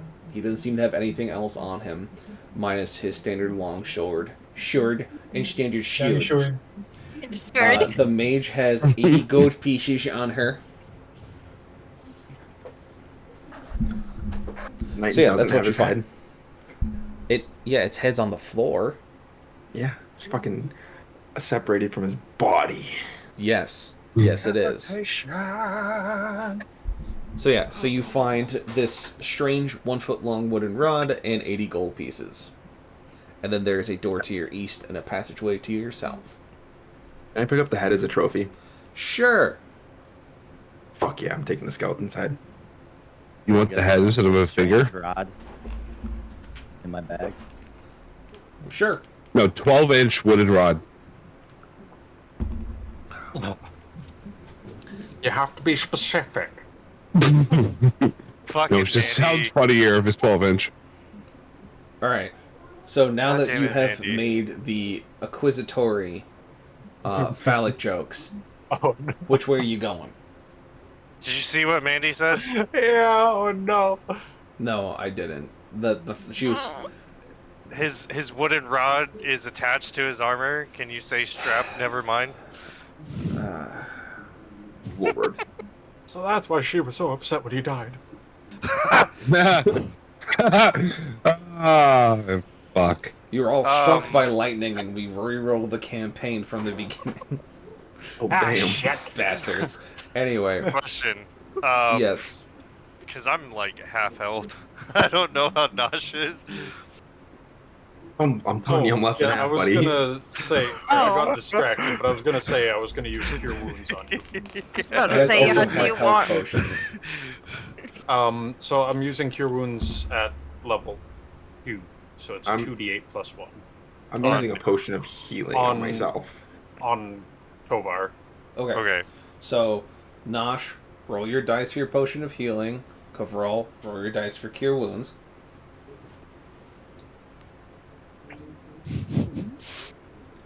That bitch did a lot of damage. I'll take 5 health. And 5 plus 1. So 8. No, 8 plus 5. 13. 13. So 14. So, Tovar gains 14. Nosh gains 5. There you go. Wonderful.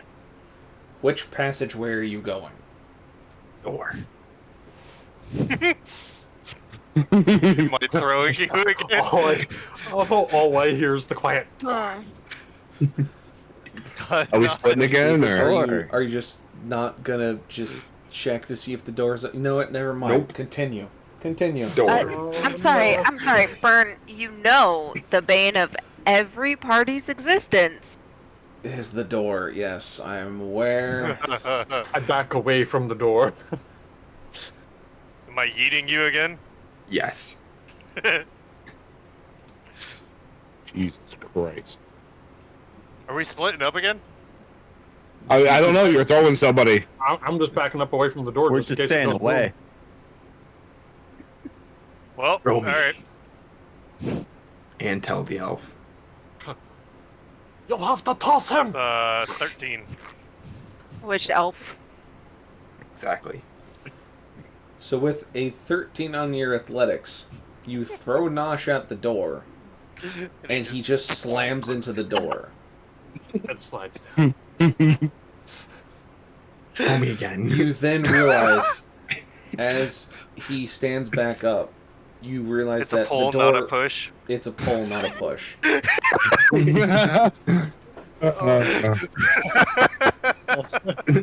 Throw me again. No. Mandy, Well? as you put your eyes on the southern approach, you see it is but a small room with nothing in it. See, the next room's on fire. Can I? I want to investigate the room. Are you setting me on fire? It wasn't my fault. Stop touching my things. Mandy, roll to investigate. Tovar, I do something with the door, I guess. I don't know what you want. You gonna throw Nosh 22. He said throw him again. Alright. Alright. You get... Nosh, you get lovingly yeeted once more into the door. Alright, Burn. Here you go. Just... You take 7 bludgeon.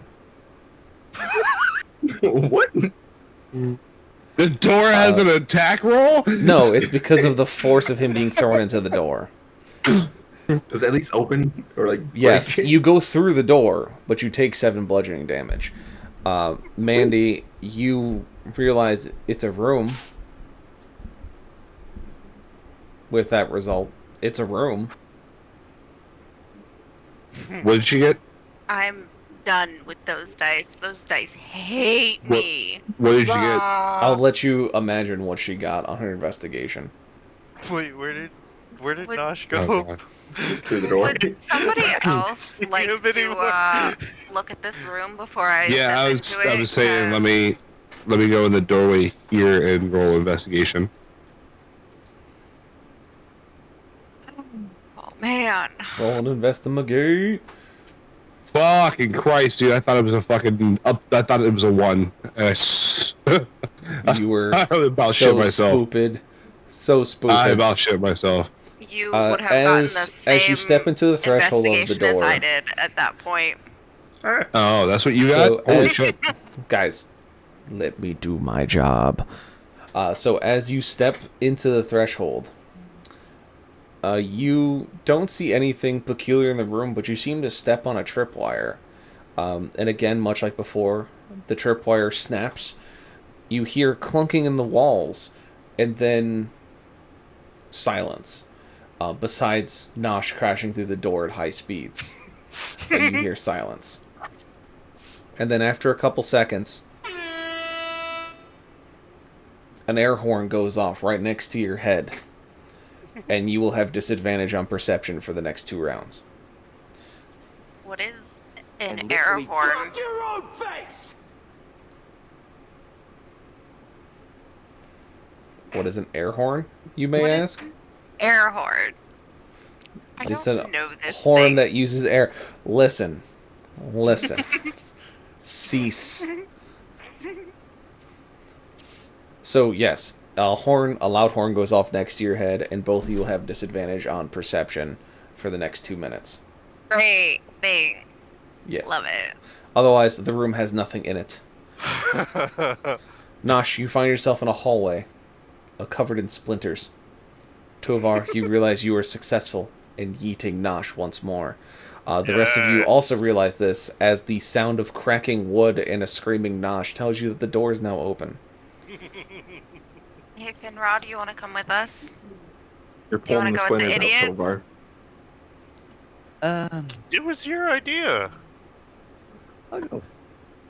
Oh no, my stream. What I was happened? about to say, Coverall would have to go with Tovar and Nosh to give them Unfortunately for you, Nosh, as you look down the hallway, as you stand up, there is another door. All right. Just calling. I'm ready You for it. feel like that you have enough distance that you could run yourself through it if you tried really, really hard. Wand dive. The Nosh- Majestically. The Nosh Or- Ram 3000. Or I can throw you again. I feel like I can run through this one myself. I'm a little hurt from last time. Nosh, roll me athletics. Mandy and Rage, just so you are both aware, whenever someone talks to you, you're just going to be hearing the sound that you hear in Michael Bay movies when an explosion goes off near someone's head and it's just whomp noises and tinnitus. That's what you have right now. Yeah. Basically. You're on an episode of The Peanuts. You're welcome. Love it. Love it. 17. So, Nosh, you run at this door, and you go through the door. It seems the door was unlocked, so when you went through it, the door did not splinter, and you don't take additional damage, and you find yourself in a small room. With a potato. With a potato. What? No, that's just a dry patch in the floor. I designed these dungeons. I can't have anything nice. You gotta admit, it kind of looks like a fucking potato. And then you see that there's another door in front of you. This one seems stronger than the others. I have this feeling he just keeps adding doors now. Every time you piss him off. Can I look around the room? Yeah, it's a room. Wow, that's crazy.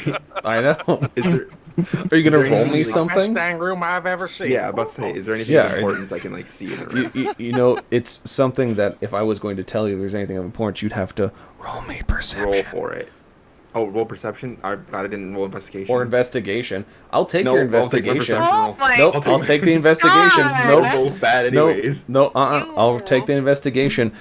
You realize you're in a room and that your feet are wet, and that's all you know. Oh, Jesus. Damn it. Oh. Guys, I think I might have a concussion. I don't see anything. Oh, no. Okay. Wait, it's also dark.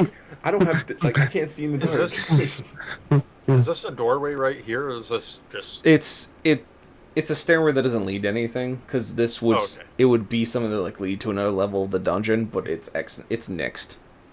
So it's a wall just- for all intents and purposes. Just a room. It's Like just you Yes. said. a blank room.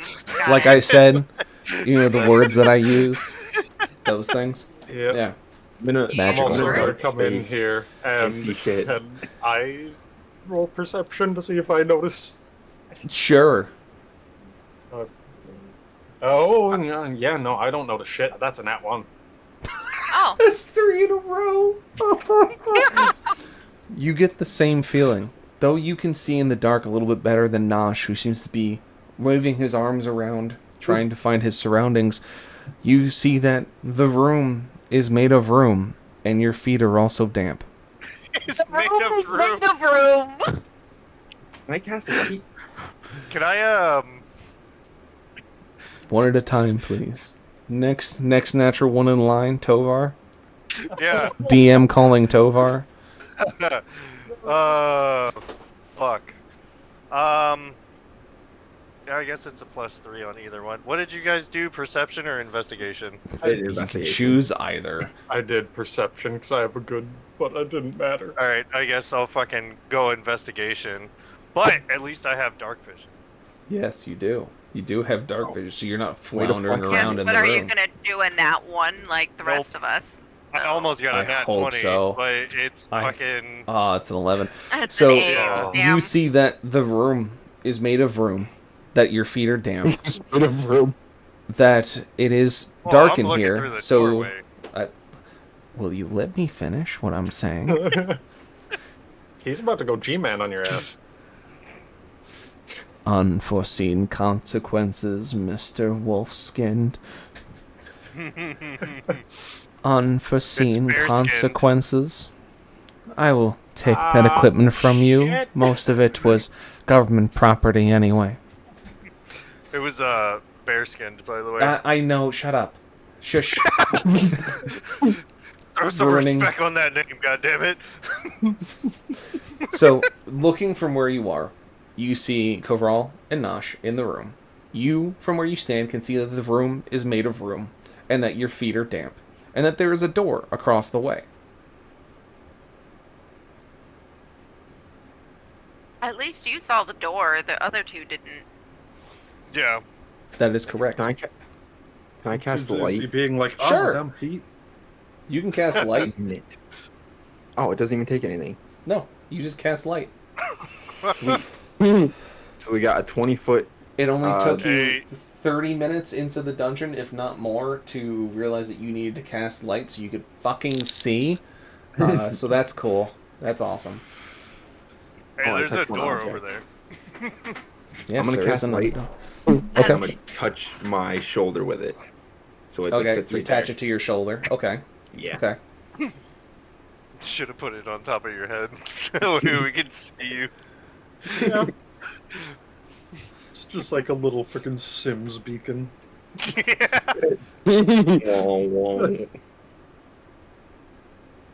So, And I then mean, I'm if I going- throw him through more of these doors, he might start talking like a Sims.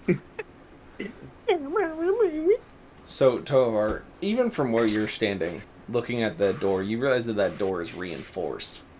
So there must be something somewhere to either open it, or it's going to take a lot of strength to do so. Ragdoll. The only way forward seems to be stepping into the room and using those eye holes of yours. Yeah. Children, let's all file in here and Step into the Well, onto the dry spot.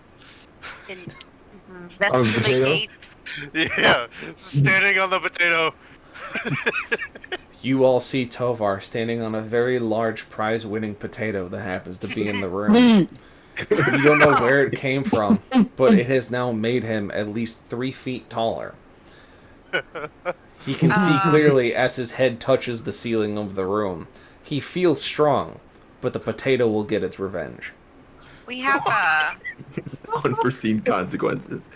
Rage and I have a disadvantage to Yes, you do. investigation checks. Perception, you said. Perception. Yeah, perception. I'll let you use your investigation without disadvantage, as you are probably taking your time, whereas perception, you're trying to use your ears and your eyes. And you can see better. Well, Yeah. So, I got 16 on investigation. 16 got on an investigation. 18. You got an 18? 1-8? 18. 1-8. Wonderful.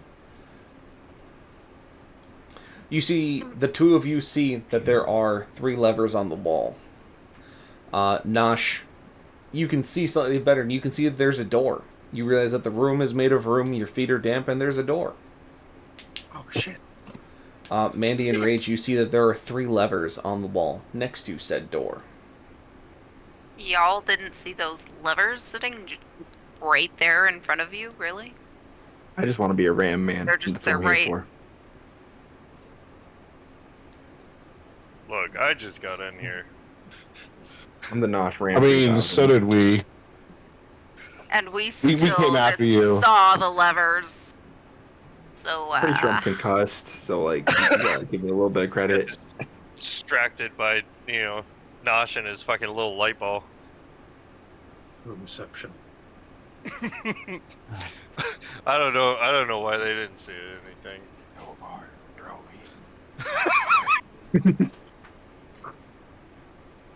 wow, Finrod, wow. What? So, what do we want to do with these levers, guys? I'd say we should use brute force. Oh. Pull the left one? 3. Pull the lever, Krog! What? Wrong lever! I'll walk up to one of the levers. I don't know where they are, but... They're to the right of the door. They're to the right of the door. Put the candle back. Yeah. Let me move myself out of the way. Alright, Gavral, you are now, for the love of God, Damn stop it, moving your bird. token. You are in front of the 3 levers. For all intents and purposes, you are in front of the 3 levers. Fair enough. Okay, so... Can I see if there's any markings on them that would indicate which one does what? They all look like levers, but you could probably roll investigation to look closer and Okay. really use them special eyes. You know, I was about to say, can he perceive? I rolled a nat 20. Okay. Damn. So you can tell that one of them has markings on it, that the left one seems the most worn, the middle one does not, and the right one has some markings on it.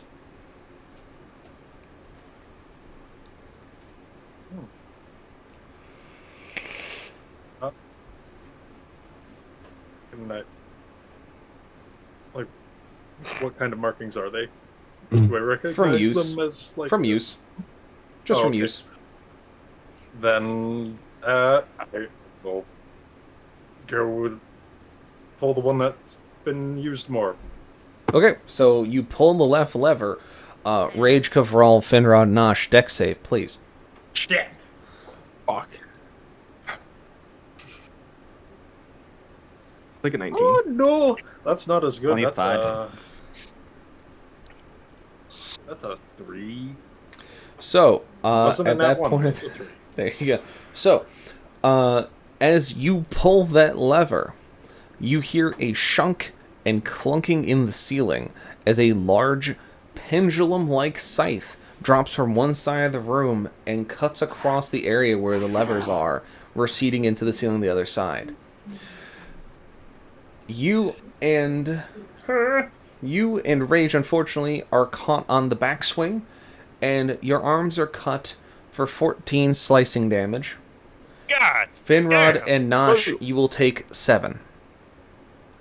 Wow, as you are that's- caught on the front swing, are able to step away. Guys, I'm down to very minimal health here.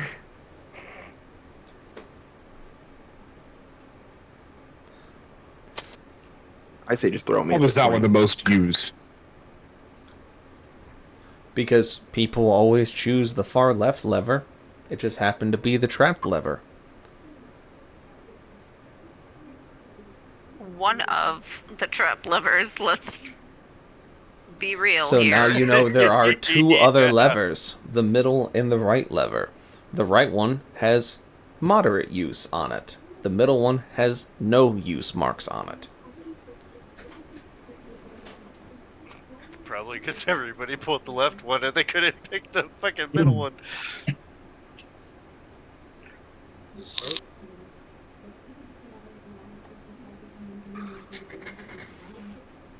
Alright, what you can do, Coverall?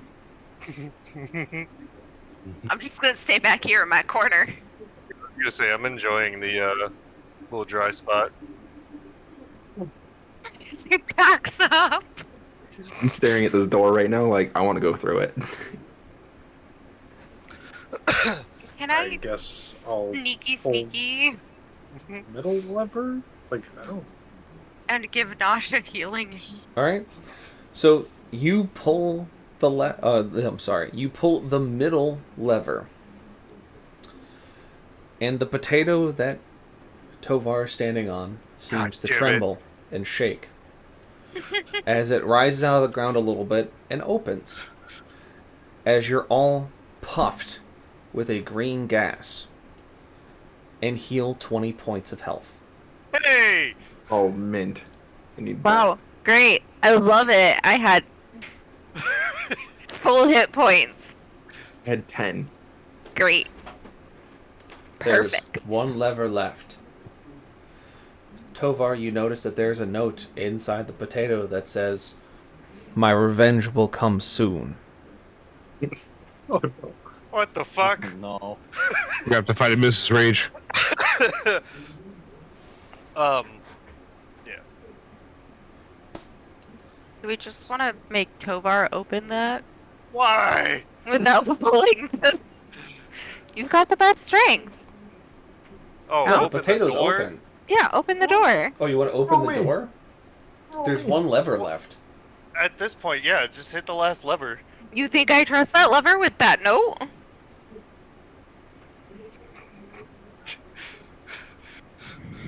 That's fair. Out of character, I'm more worried that it had to do with the healing.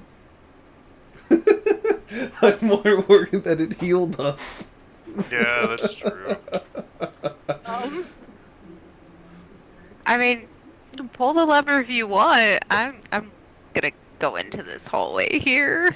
Away from all of that. I'm just standing at the door still. Looking at it. Come on. I don't want what are y'all gonna BMG or do? the other What are you gonna do? He pulls the lever and Mandy dies in the hallway. I guess I pull the other lever. You pull the other lever. Mechanical noises and clunking sound throughout the walls. Mandy, you can have your boogle back. A single sound emits, and the door opens. Well, there you go, Nash. Now you can go through. I just kind of sigh. It leads to another door. Let's go. I'm the first one through this door. It's Nasha's wet dream. I'm the first one through this door. Can I like bomb rush this fucking door? Run through it? Sure. He never learns. Yeah, Give me athletics. We said 19? Yeah. 19, good. So you sprint super hard towards that door. And as you sprint by, you feel like you step on something and then shoulder check your way through the door, opening up into the next room. Wink. You know what you stepped on or what it did, but you're in the next room now. I'm just kind of peering around the corner through the doorway to watch what happens. As you peer around the corner, you see that a section of the wall opens. Ooh. Lovely. I trap myself? Is that what's about to happen? No, the door's open behind you. It's just the section of the wall opened in in this hallway here. Yeah, I'm just saying like there's obviously got to be like some sort of recourse with it. I'm just gonna call out, "Hey, Nash, you opened the wall." Can I look in this room? You're I gonna mean, go you're back and look in obviously the room. looking in the room. In this, they don't kind of like see I if there's mean, anything noticeable. It's a room. Are you gonna give me a roll? Yeah, I didn't want to like come out and say I want to do a roll. It's made of room. It's a room with no immediate threats in it. 17. With a passageway that goes east. So with a 17, you see a small box in the corner, and then that is a room made of room, and your feet are no longer damp. Dry feet. Let's go. Well, I mean, realistically, your feet would still be damp. Realistically, Manny gets hit by a bolt of lightning. Anyway. I look behind me. No, I'm sitting in the water with her. I look behind me down the hall and I yell to him, "Hey, there's a hallway at the end of this room that looks and smells like a room." looks and smells like a room. Very good. Very good. Anyway. So. I'm aware, Mandy, of what was going to happen. That doesn't mean you're free from unforeseen consequences. Anyway. So. Finrod, you join him. You see that the wall is open here. You join with Nosh, and you see the room is made of room, and there's a passageway to the east on the bottom side of it. And that there is a small box in this corner. Investigate. I want to look at said room. Alright, Tovar, you look down the hallway. It is a hallway. Ah, there's more water. Oh, Lord. You guys want to go check out the wall room? Do you want me to go with the two idiots? Benny, I got this. Yeah, we'll be fine over here. Yeah, Finny and I got this. We'll take care of it. You have no healer. We can both heal. So, before we continue, Finrod, do you look in the box? Yes, I do open the box. You open the box. There's a smaller box inside. Inside that box is yet another smaller box. In that smallest box, it is a velvet-lined small box with what looks to be a large needle with blackened engravings around it, sitting on the leather pouch, pillow, whatever you wish to call it, in the smallest box. A small note says, "To whoever finds this needle, I did not have hepatitis. Good luck." What? Fuck? And you realize that the needle that is there is a item that has been heard of through the monks to give magical tattoos to the user. Oh. I was just looking at this item the other day. Yeah, so was I. Actually. I will put that in the bag of holding.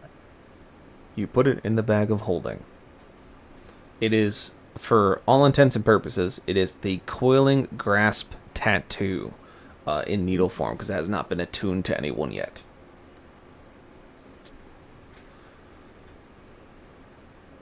That sounds cool.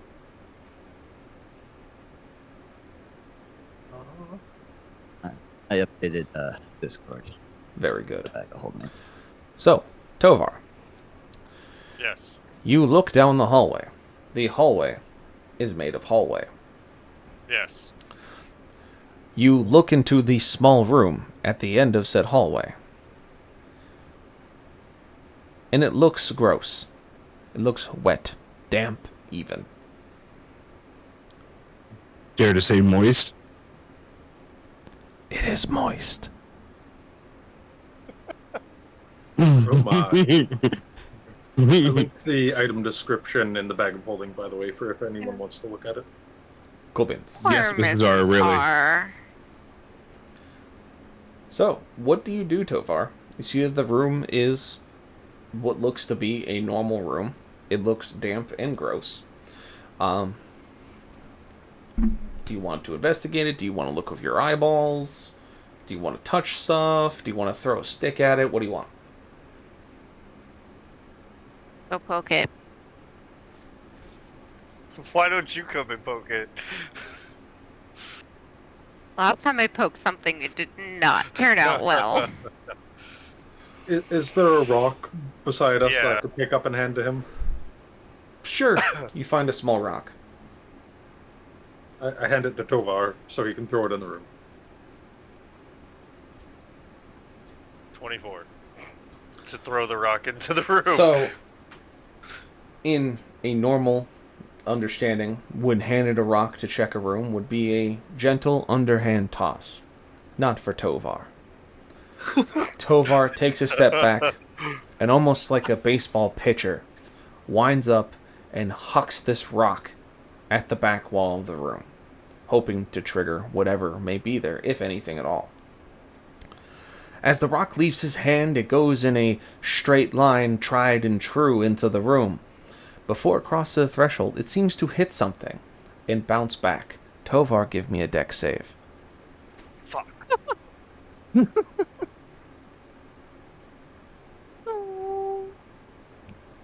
Tovar gonna get smacked on the head. Hold on, because now, so is it something that I can see? Oh, you can see this rock coming back at your head. Okay, so I get advantage on the deck save. Yes.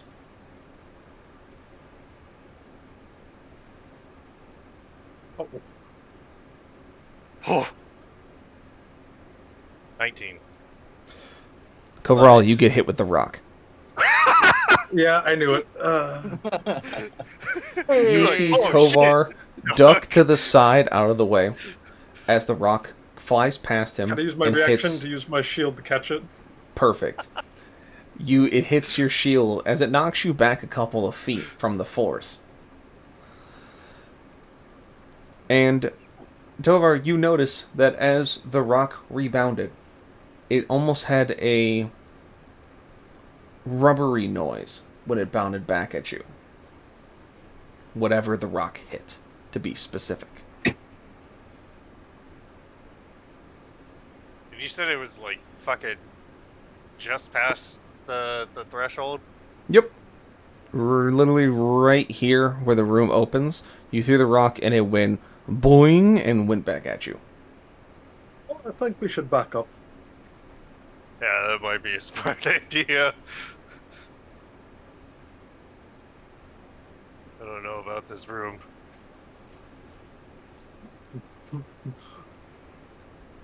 How was that room, guys? It was weird. The rock flew back at me. You see that there is a sizable dent in Coverall's shield. And in this new room, in this new room, you see Finrod holding a box in a box in a box and placing the large needle into the bag of holding. And you see that there is a passageway at the bottom of the room leading to the east, leading to an L-shaped corridor going north.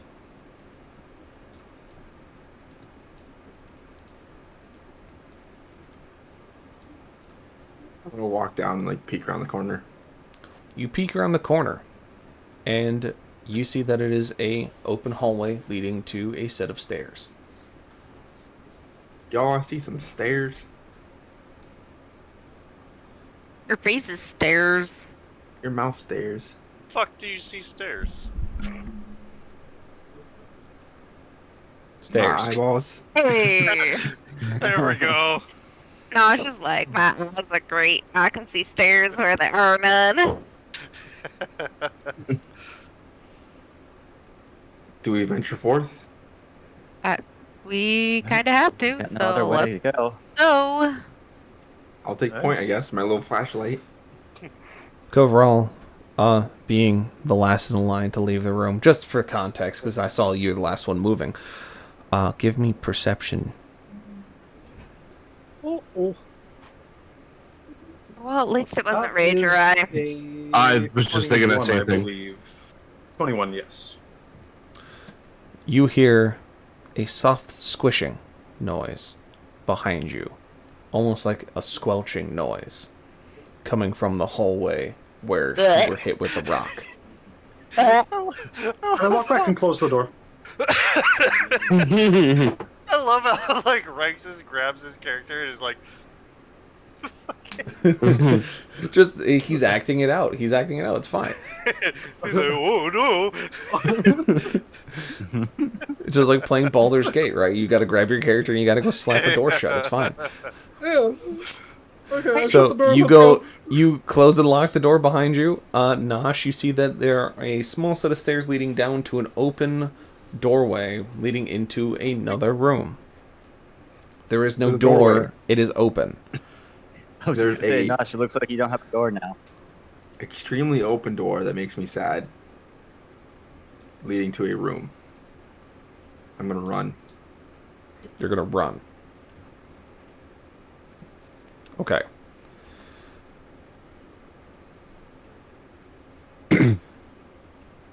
I'm doing this real quick. Bonk. God Alright. damn it, Nosh. What did you do? No, Sorry, it was kinda- more of I was setting some so I remembered where things were and what you've done so far. I don't want to lose track for reasons. I want to like peek in the room, not fully go in. I don't like that at all. You peek in the room and you see the opening widens. And that peeking further with your light source, you see that it leads to 2 doorways. One on the left, one on the right. Doors. Can I see any traps in this room? I would probably have to roll for that. Ah, he learns. He's learning. Push him. Don't push me. Perception of fucking. That was a 9. A 7. A 7, but it was on The a room 19. is made of room, and now your shoes are damp once again. Oh, looks like we're running head first. Another moist room. Son of a bitch. See, Nothing happens. push 'em. Is this a crate? Like, right That's there? just decoration. Oh. It's Not for just you. the texture. So now you get to pick a door. Split? Question mark? Everyone go one way, I go the other.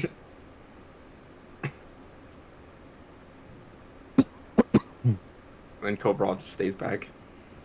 Okay. So Nosh, there's a door in front of you. You already know what my answer is. You're not gonna check it. You're just gonna run at it. Just gonna run at it. Wonderful. Roll athletics, please. Tovar, what are you doing with your door? Please don't answer. You're just gonna kick it open. Please just do the normal thing for No. once. No, looking to make sure that I don't see anything weird with the door because there's already been a lot of booby traps. I Very, got an very 18 on my good. athletics. So Nosh, you run very strongly, very quickly at the door, and you simply pass through it. And you keep going. Oh shit. What? Until you slam into the door at the end of the hallway. Oh my god. Well, that was a thing. Nosh, as this happens, and Where you the find fuck yourself at did the he end of the go? hallway, you begin to see spikes extrude from the wall and slowly making their way to you. Can I bum rush this next door? Oh, gosh. You see that you will have one attempt to bum rush it, or you can try another way to try and get the door open.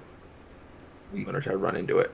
Maybe by Okay. chance, just Roll open athletics. the door. No, okay. Did my 15 see anything at the door? I'm gonna get to you in a 23? second. You're good. Okay. 23. So Nosh, you get some distance. As you back yourself up, you see that there is roll to seduce the door. Shut up. You see there's a stairway here, but you don't care. As you simply turn on your heels and run. And you run headfirst into this door.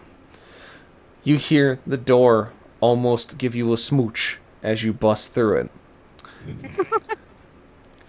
And you find yourself falling prone into the next room on your stomach as the spikes collapse behind you. And now your entire body is gross. Because you land in the gross water. Oh, I tried drinking it. oh no! Jesus. Tovar, you investigate your door, and you see nothing on it unlike the door that Nosh threw his body through. So I open it. It is a normal door, and you check to see if it's unlocked, and it is. You turn the handle, and the door opens. And you see a hallway in front of you.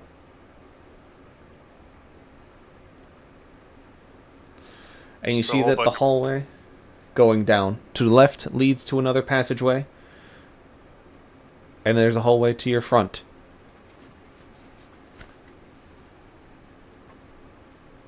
So we got 2 hallways down this way, guys.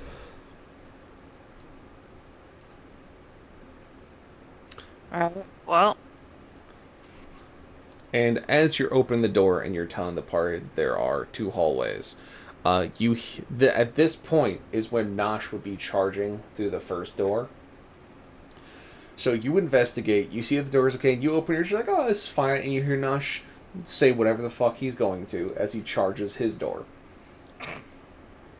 You hear him zoop down the hallway, and then you hear a loud thump. And then you hear him say, fuck, fuck, fuck, fuck, fuck, fuck, fuck, fuck, fuck, as you then hear another crash and then a splash.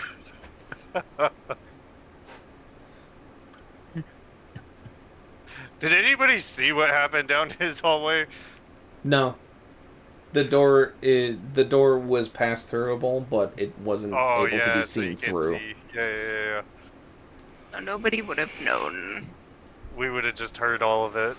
Yep.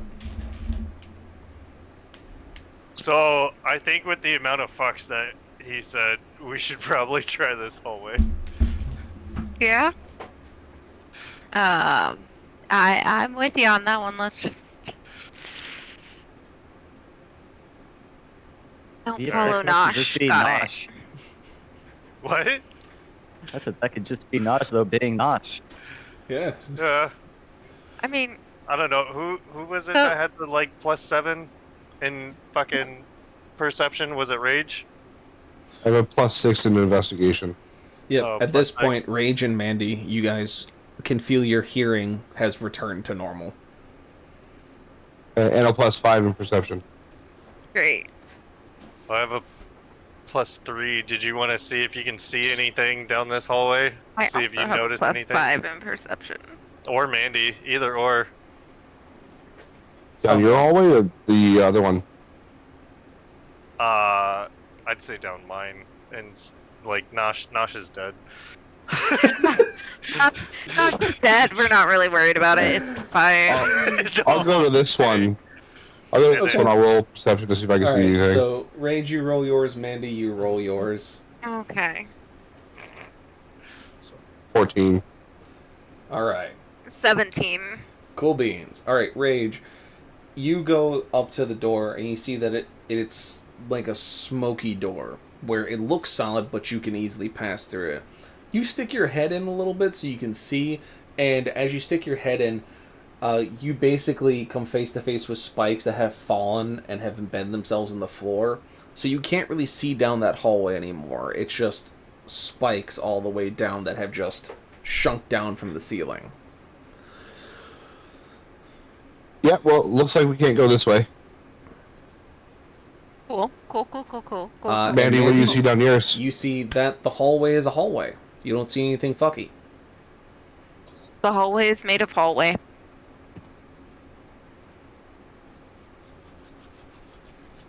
Looks good, guys. Shall we, continue forward? Sure. Tovar, lead the way. Please. He'll lead the way. When he gets back from the toilet, we can move his token. But for intents and purposes, he's leading the way as you guys are walking. Wow. So you guys get up to here, and you see that this goes into a left bend hallway. And then you can kind of see that the way at the end kind of goes to the right, and then a little bit to the left.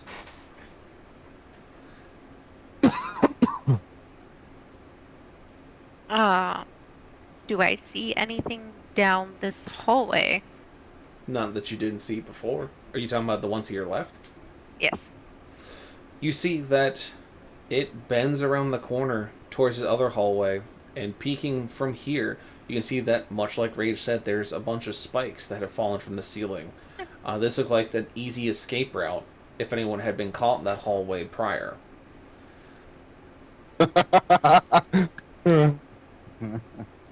Well. Shots fired. Fuck your wee ball. Okay, onwards, guys. Yeah, and to your right, you see a dead end. To your left, you see a door. I'm gonna try and open the door. You jiggle the handle and it is locked.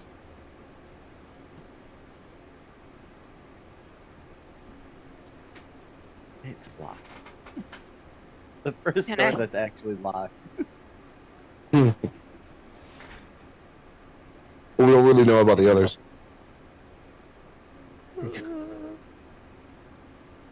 I'm sucking at life. Am I still prone? No, you're up. You're just gross. Can I see anything in the room? You see pillars in front of you. Looking back towards the end of the room, you see that there are 8 pillars in total and a chest at the far end. Can I roll to see anything else?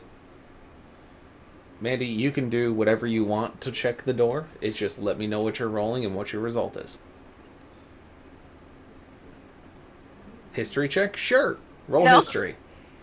Nope, you committed to it. Roll history. Oh, it's a +6, so that'll be fine. It's an 8. You can tell this door is made out I of know. fine mahogany from a region that has good temperate weather, as the ring cuts of the door are average and consistent. The grain all in one direction shows that there were no wildfires in the region where this wood was carved, and that the aging upon the wood means that it was carved approximately 150 years ago and was rather well kept with linseed oil and boiled rapeseed.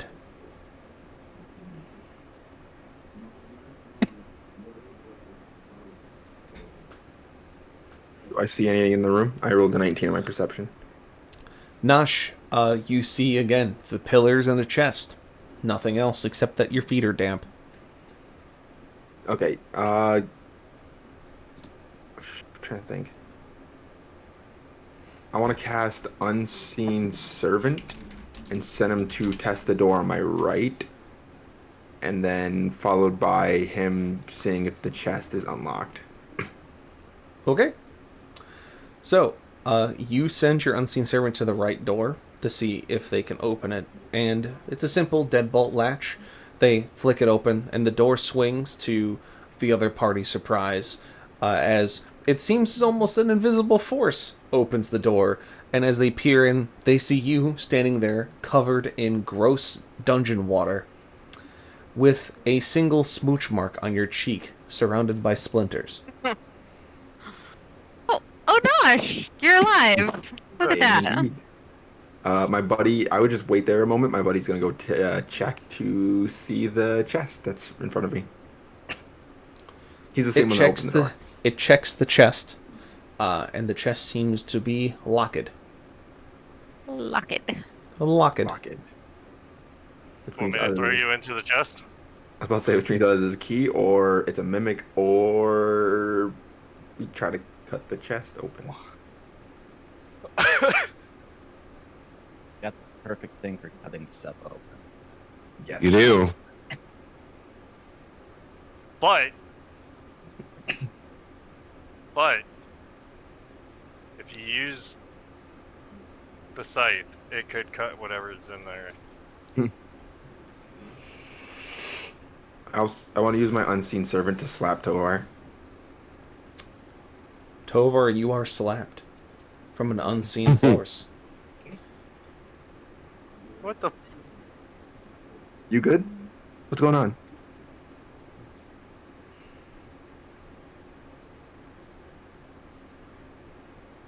Question. Okay, so we If shouldn't I use this red python? Fucking True Vision.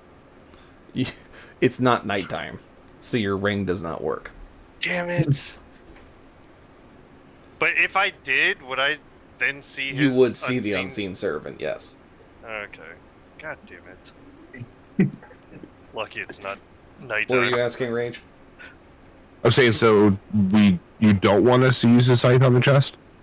I mean, I was just stating, like, if we use the scythe and there is something in there, there's a possibility that it cuts whatever it is with the scythe. So, like, we could just fucking schwack it with actual weapons.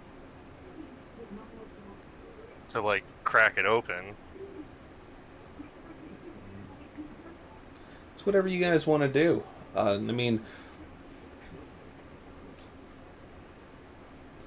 Also, Finrod, as you're standing in this hallway, it's oddly shaped to you, and you feel odd standing where you are.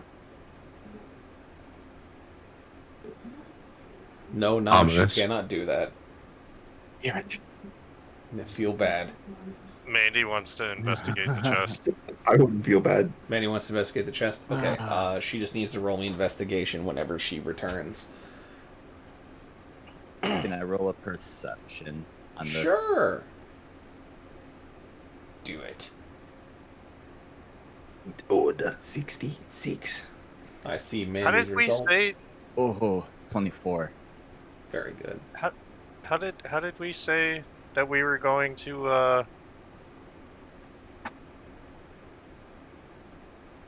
Yeah, she's 21. You're going to what? What? You stopped in mid-sentence. What were you saying? Oh no, I was saying, how did we say that we were gonna fucking open up chests from now on? I remember this. This was a few fucking sessions ago, but I don't remember how we said it. I think it was throwing Nosh into the chest. That can be done.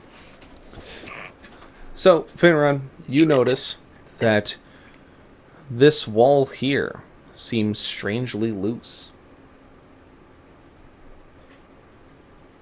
And then Mandy, you don't find any traps on the chest. It is locked, but there are no traps that you can see.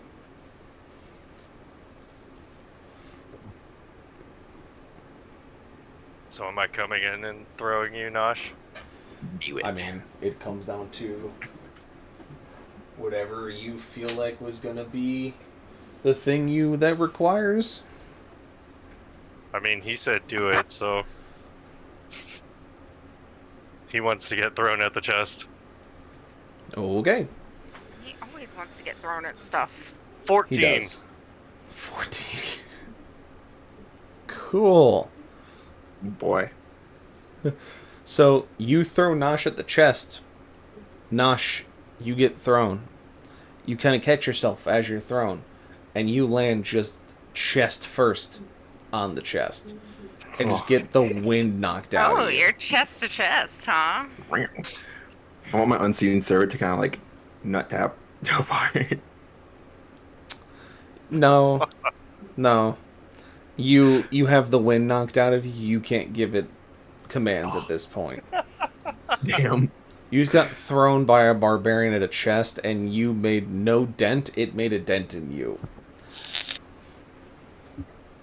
So, Nosh, you are now next to the chest, on your back. Recovering.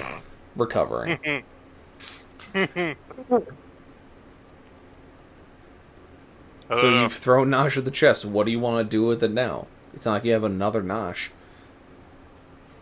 Boogle. I'm not gonna throw the fucking boogle. I wanted to throw a boogle. Can I My just unseen servant. Touch pick my him up boogle, and I just, dare you. Oh, You I know can that feeling I Tovar was bomb. gonna do on you? I can Tovar bomb Nosh into the fucking chest. Just break it. Sure. Why not? Roll athletics with advantage. This couldn't possibly go wrong. Hi, Echo.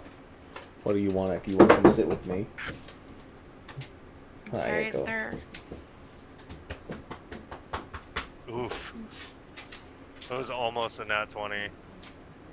But That wouldn't have been good for Nosh. It would have been good for you, not for him.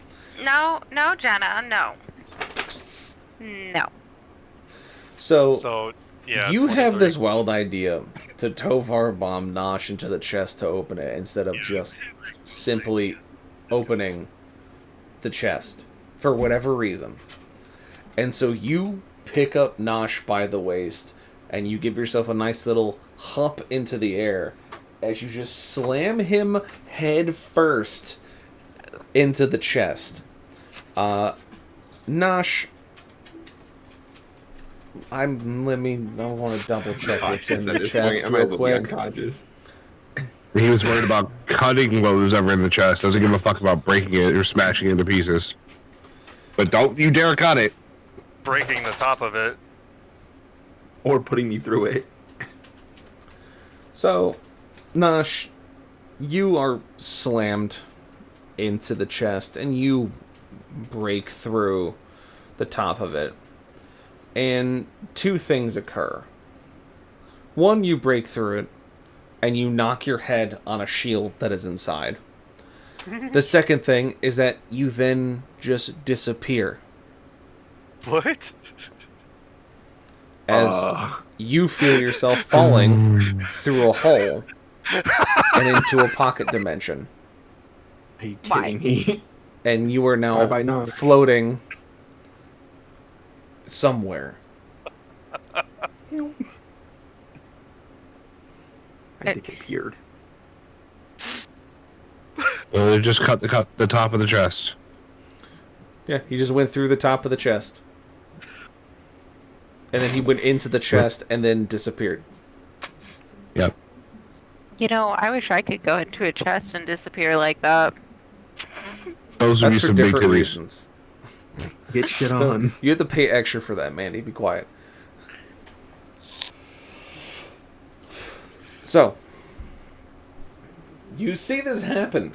What do you do now? Kind of just like, Oh, I was muted. Whoops. I'd like to go investigate this. I don't know where he went.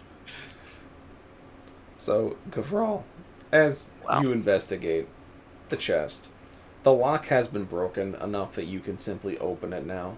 After having Nosh thrown it multiple times, you open it and you see that there is a sentinel shield, a couple of other items, but one in particular that explains why Nosh disappeared is a black cartoonish, almost painted hole with a rope and band around it, sitting on top of the shield.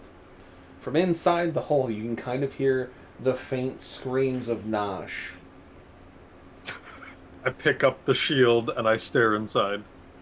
You pick up the shield that has the hole attached to it, and you kind of open one eye, you kind of peer closer. You can kind of see the shape of Nosh kind of spinning slowly in what would essentially be the ether. Hello. I walk away from the chest and I turn the shield upside down and dump them on the ground. You do that, and Nosh, all of a sudden you feel gravity take hold as you are just dumped flat on your back in the middle of the room out of the portable hole you fell into. There I am. That was fun. And can I look back and see what the other items are? So you see that you have a sentinel shield and a portable hole. The hole, of course, can come off the shield, as it does. You see that there is a weird ceramic jug and a small packet of dust that resembles very fine sand.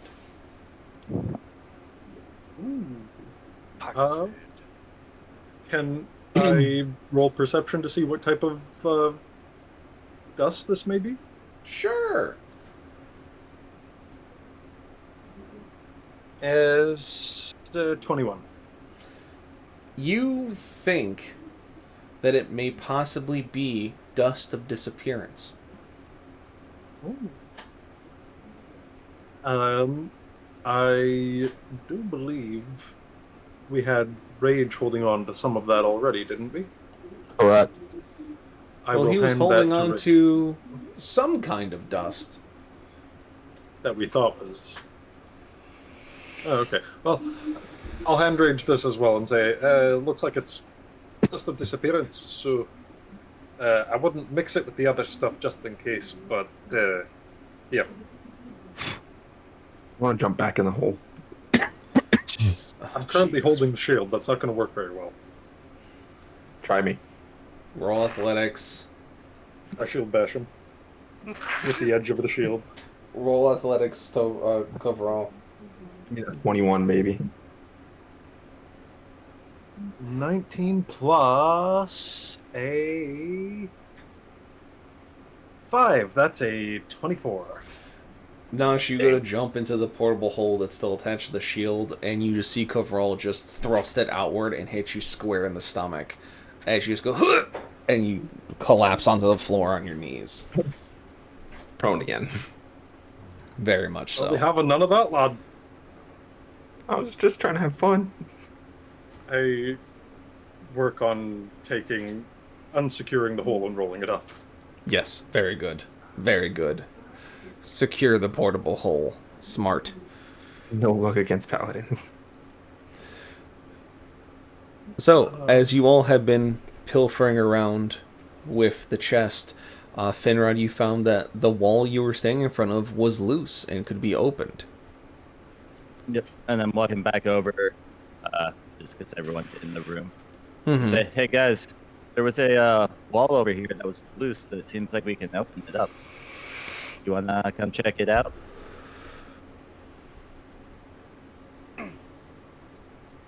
Sure, why not?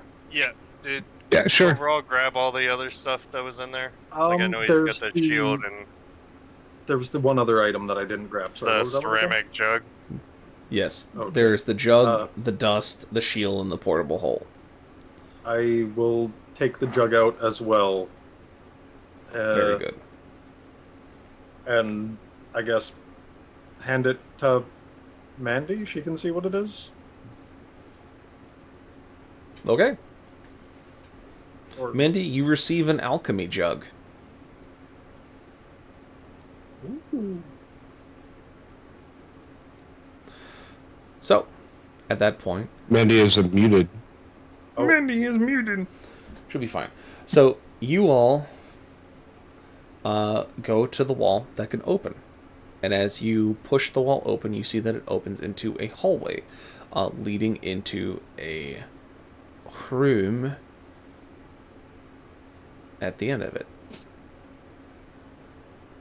Bonk. It's not perfect because I didn't realize it was going to do that thing with the triangle. Hold on, let me see if I can make it better. Yes. Better. There we go. That's what I wanted. Thank you, Owlbear.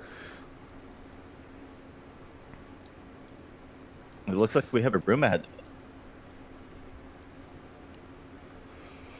Let's go check it out then. As you get closer into the hallway, you hear the clinking of metal on metal and grunting. Sounds like a fun time. It sounds like someone's up in this room. Can I roll perception to see if I can see anything else? Well, I want to see... Hold on, let me double check something real quick. Oh, Tovar, you would recognize the sounds. Oh. Unless anyone else can speak giant. Nope. No. I can. I'm pretty Oh, sure really? I can't. Oh, you can Yep, not? I speak common, elvish, and I giant. can. I can as well. Cool. So Oh, all nice. three of you would recognize the sounds, as the rest of you would hear grunts and bellows. Those of you who speak giant would hear push, push, push. That's 2, 3, as it sounds like he's counting out numbers. Working out. They're doing sets. Oh shit. They're doing reps. I don't know what the fuck's going on in there, but There's giants doing reps. You peer into the room Just as you walk get into a closer, and you see that the room is well lit, and that there are a bunch of cast iron weights around the floor in the shapes of barbells, of kettlebells, of plates, and others. In the center of the room, on a large stone bench, is a 16-foot tall, from what you could approximate, 4-armed troll doing 4-arm dumbbell presses. Damn. The room stinks. There are empty creatine containers and water bottles everywhere. Oh, shit. There are ruined pizza boxes in one of the corners. And as he is grunting and doing his sets, he notices you walk in. And without moving the dumbbells at all, you see his head turn to you and go, "Hey, you want to join the gym? You got creatine? That's all I ask. You got creatine? You got protein? You got some meats?" As he sets down the dumbbells, he begins to walk towards you, asking if you have anything, including what he keeps referring to as hot juice, which you can imagine is something to do with steroids. And he just keeps asking you if you got anything on you for protein. He's bulking right now, so he really needs those calories and protein. And he's just approaching you slowly, asking you these questions. As the three of you that can understand him don't know why he's asking you these questions. Those that you do not understand Giant are terrified as this intimidatingly large creature is walking towards you as he drops all 4 barbells or dumbbells that you can imagine are probably close to about 150 pounds each. I just slowly step backwards. And I step up. What kind of protein are you looking for? Big protein, good protein, bulking time. It's gotta be bulk time. I'm on my 15th set. Let's go. Let's go. What are you thinking? You thinking boar meat? Are you thinking panther? I'm thinking you look like you'd be full of protein. Oh, I'm just a human. I'm not full of protein. I barely eat. What are you talking about? Hey, he looks you good. What are you, 160 pounds? If that. Toned? Are you ripped? Are you bulked? Oh no, I'm cut. I'm cut. You're cut? Delicious. You just fucking told him that you were lean meat.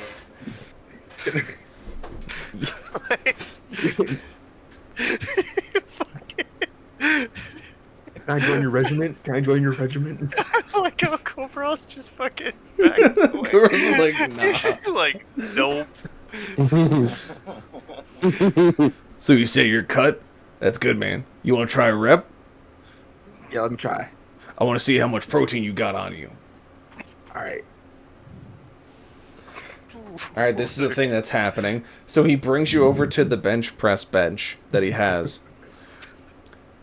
And he gives you a barbell. I need a strength check from you. Oh, God. 14? You fuck up. You can't lift the damn thing. Yeah, Oh shit! okay. My bad. Buddy. My My bad. hand just Too went. much. There's too much. I keep forgetting you. You're small, but you're definitely lean. Me, I can see the muscles. That's cut. That's good. You need more creatine in your diet.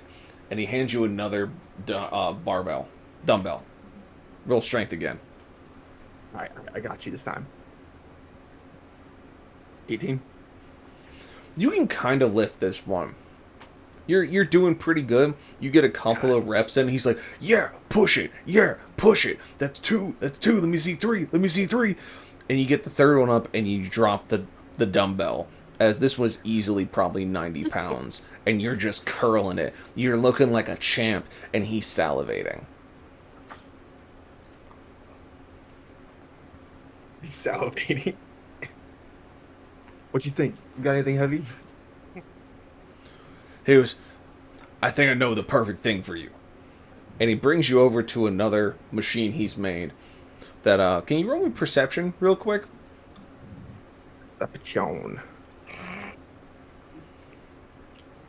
16? You don't see anything wrong with it. So he brings you over to it. And it looks shit. like it looks like a regular exercise machine. It looks pretty cool. It looks like it's a metal rack with some bars on it that you put weights on, like you do some sweet ab curls off of it, maybe some leg presses. It looks like a pretty dope machine for you to try. But for some reason, it's got like this weird material underneath the place where you sit. Doesn't make a whole lot of sense to you. You think it's maybe like odor recovery, or maybe it's just like insulation. Who's to say? And he goes, all right, I need you to get in the seat. I'm going to strap you in and put some weights on you. How much can you curl with your body? That surprised me. I don't know. I don't know. All right, and so he puts you and he straps you in, and he puts some weights on it, and it starts to pull your body back till you are flat supine, so you're on your back. The weights are heavy enough that you can't really pull yourself up to reach the straps that are basically keeping you in place. And as you're there, you're trying your damnedest to do it. And he goes, all right, I need you to try to do some reps. I'm going to try and fix up this machine, make sure it's all good, safety qualified, you know. So I need you to give me a strength check. And then I need you to give me another perception check. What, 5 on the strength? You fucking cannot do jack. Give me perception. And 20 on perception? You hear the striking of a tinderbox underneath of you. He's trying to cook me right now. So you see him and hear him striking the tinderbox beneath you. What do you do? What are you doing? I thought we were lifting. Nah. You good protein. You proved it. I need the protein. You need to step off. Can I don't get think off the you're in a machine or am I position. strapped in? You're strapped in. He's like, you're not in a position to talk meat. Is there any way I can cut the straps? No. Someone would have No. to come cut them for you. Yeah. You should probably get in there. It sounds like he's about to eat Nosh. Ah, shit. Everyone's Go like, peek God on damn in it. and see what's going on. Is there any way I can persuade him? I was gonna kind of tell him that if you think I'm like nice meat, you should check out our Goliath. Roll persuasion. Fucking literally just trying. Oh my god. 23. Let me. So, you tell him about Tovar. How Tovar has leaped 50 feet in distance. How he's cleared a 30-foot height. How he's lifted massive boulders for a strength test that he had to do in front of the Jarl, and had to prove himself as a warrior to make it to this point in time, and how he's completed all his acts of strength, and that he is both bulk and cut at the same time. And the troll looks at you and goes, "That's a better cut than you," and he lets you go. Oh. After I get off, I kind of tell him, I'm like, "You need a workout, buddy. I'm here." But and I start drawing my sword. Start drawing. It's time your for this sword. charade to be over. Charade? Charade. Okay. Charade. All right. So you That's pull the your thing sword, now. and he looks at you. Man, you would have been a good bud. Now I'm gonna have to turn you into hamburger meat. You couldn't just fucking walk out and act like you're fucking getting me. Like, you have to fucking pull the sword. You got this? Are you sure? You're sure? I hope so. Okay, roll initiative, Nosh. Finrod, if you want to join, you can also roll.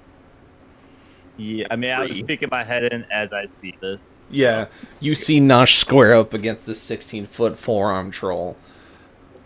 Oh, I got a 3. Oh, I got the 5. Oof.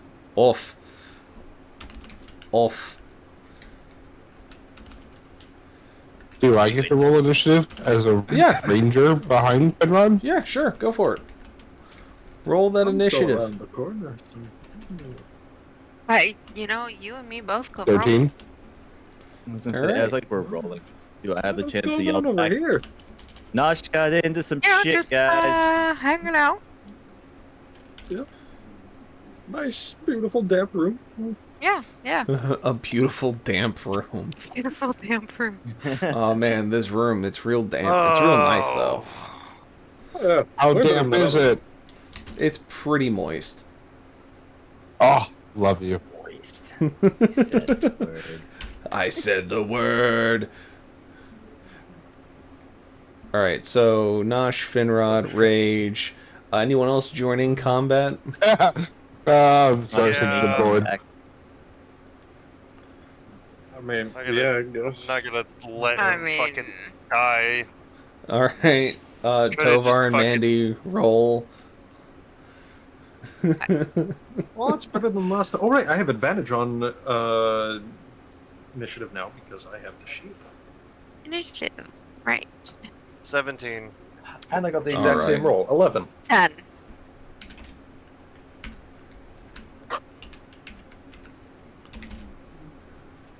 Alright, so it looks like Tovar, Rage, Coverall, and Mandy will go before the troll. Will it summon him? Summon who, Jenna? Who is it summoning? Am I not in on the inside joke here? Are we summoning people? We're summoning people now. Oops. Oh, you mean Cactus? If I say moist too much? No. Oh. He doesn't have that kind of omnipotence. Well, I'm upset that he's not here. How dare he? Yeah, how dare he, indeed. So yeah, all of you kind of start piling down the hallway as Finrod calls back that Nosh is in another heap of shit. And you can see that this big old fucking bulked up four-armed troll's like peering down at Nosh. Nosh has his sword out his leg. I could have been your workout buddy, but you tried to eat me, and you're very confused on what is happening when you enter the room. And he sees all of you enter and goes, "Listen, I just want the big one, because I need to eat. I need protein and creatine. So unless y'all got something else, I need to eat. And that Goliath looks good. This guy said that he was good eating, so..." I have 10 days worth of rations. Roll persuasion.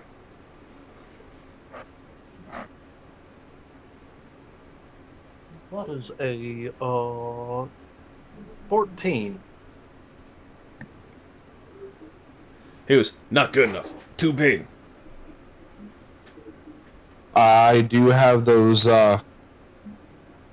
things on my armor. Oh, you do have the feast beads. Yes, you do have the feast beads. Yeah. You can pop one of them, or you can tell him that you can basically give him one and it'll feed him for a week. Yeah, I think I'll tell him that. He looks, she goes, "Hell yeah. You got one of them fancy beads? Hell yeah." Snorts it. So yeah, I'll give it to you. As long as you let us go. He goes, "If I can eat, I don't give a shit where you go. You get the fuck out of my gym." Then I'll give you one of the beads. He crushes it and throws it at the ground, and it turns into a pile of creatine bottles. And he's like, "Fuck yeah!"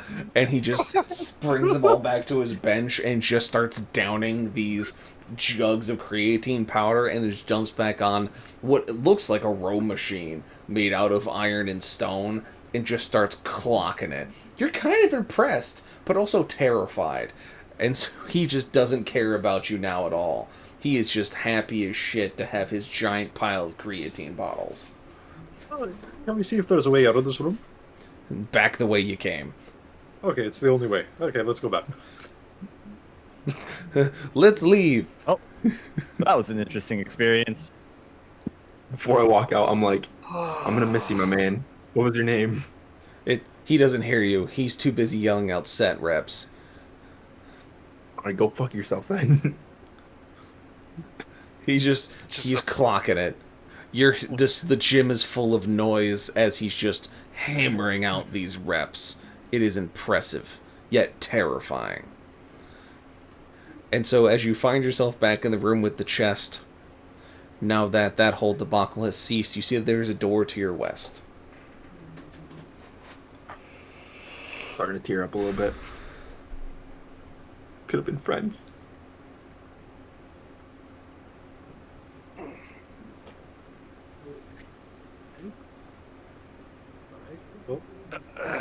I'd like to roll perception to see if there's anything off about this door before I try to open it. Roll perception. I'll throw myself through it. Which I have advantage on now as well.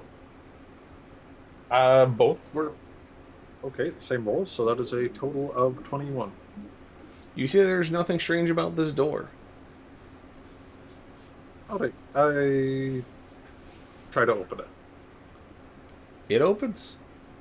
It swings open into a small room.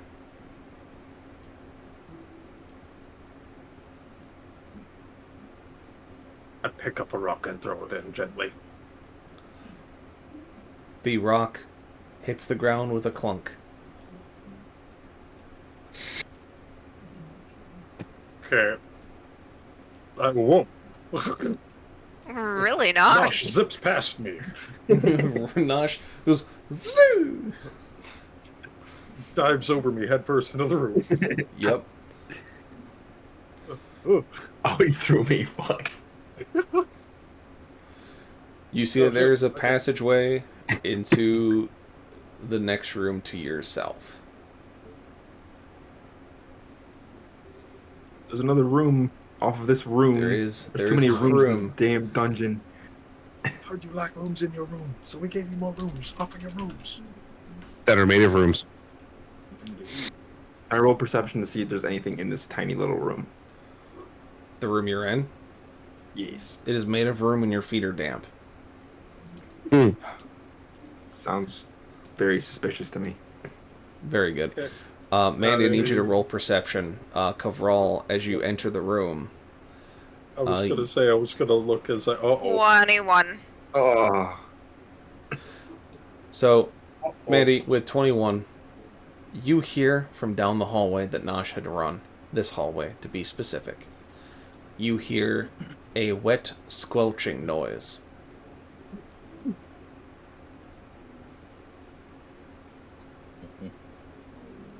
Almost if you were pushing pudding through a cheese grater. And can I go look down the hallway? You can Like look the down the mac and cheese hallway, noise? and in this hallway, it's just the spikes that have fallen and have embedded themselves in the floor. But you can hear the noise. It is very gross. I would like to close and lock this door. You do so. And then I mentioned to everyone that there's a weird squelching noise and we should watch our backs. Everyone except Coverall, who had gotten Yeah, it's a little too far a away. room. Well, I was standing in the doorway, yeah. I don't like it. Guys, I don't like it. Either. So, Coverall, Well, we can come in here and then close it and lock that door. I mean, you guys can do whatever the hell you want. Whatever floats your canoe. That sounds like the doors aren't stopping that, but Yes, but the doors could make them take a little bit longer to get to us. And it seems we need that at the moment. true. Alright, since I'm the last one in, I'll close and lock this door. Very good. Plot twist is friendlies. So, Coverall, as you step into the threshold, you see a large construct standing in front of you. Oh, It has a large shield on one arm and a large fist on the other. Behind it stands a mage in red clothing and a red headdress. Behind them sits a large crystal, reminiscent of the one that you came through to get here. This one seems to be a pulsing of a different color, trying to phase in between the red color that you've noticed before and a blue shimmering light that seems to swirl through it. The blue light seems to intensify as the mage focuses on the crystal. As you enter the room, the construct seems to shake itself to life, staring you down. oh, boy, hello there. You're a big fella. You hear it just he's simply got company. make just robotic noises at you as its body kind of adjusts to what it's looking at. The mage, hearing it awaken, turns and goes, "Ah, interlopers. I imagine you've come to loot the tomb. Too bad that there is nothing here for you to take. The only thing we wish is the heart. And in a few moments, my shield guardian will beat you down into a useless pile of jelly, and I will have the heart as my own to allow me my magical expanse to take place." That's nice. I'll walk in and attack the construct. The construct, you're just going to charge the construct? Very good. Roll to hit the construct.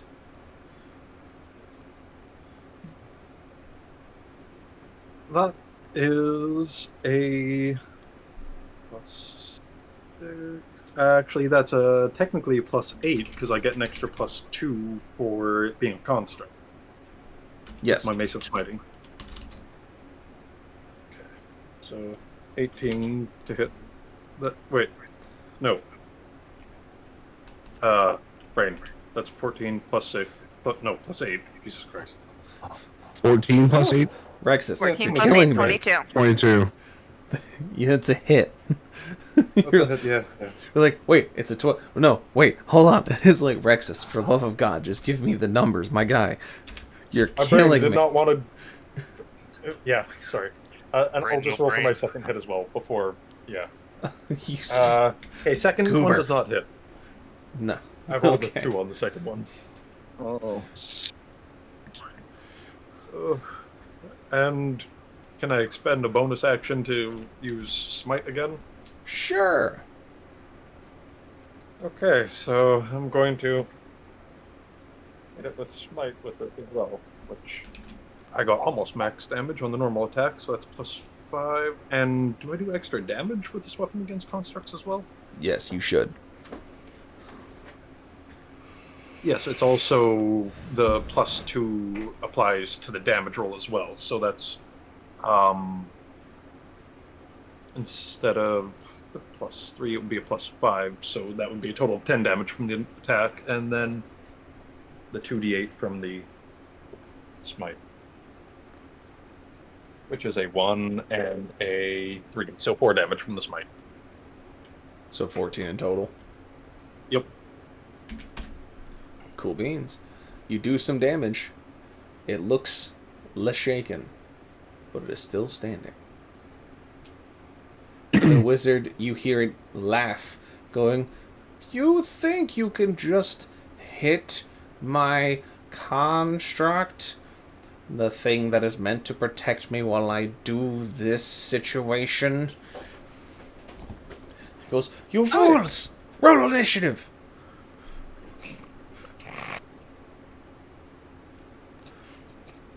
So we're all rolling initiative, yeah? Yes. Okay, wanted to make sure. Oh, that was a nat 20 plus 2. Oh, Now very one plus nice. 1. I got a 17 in total. 17. Hey, go Had a roll. 16. 18. Nat 1 plus 1. I got 2. Jesus Christ. Hey, we're back to Nash being the lesson order. Alright, so make sure I got Nosh. it. Nosh, you had a 2. Mandy, 17. Finrod, you had a 16. 16. Thank you. Rage with a 22. Kovral with a 17. Tovar with an 18. One double digits, but me. Awesome sauce. So that means that at the top of the turn order will be Rage, followed by Mandy and Kovral and Tovar. Then the Mage, then Finrod, then the Construct, then Nosh. Let's go. So, Rage, take us out. Yeah.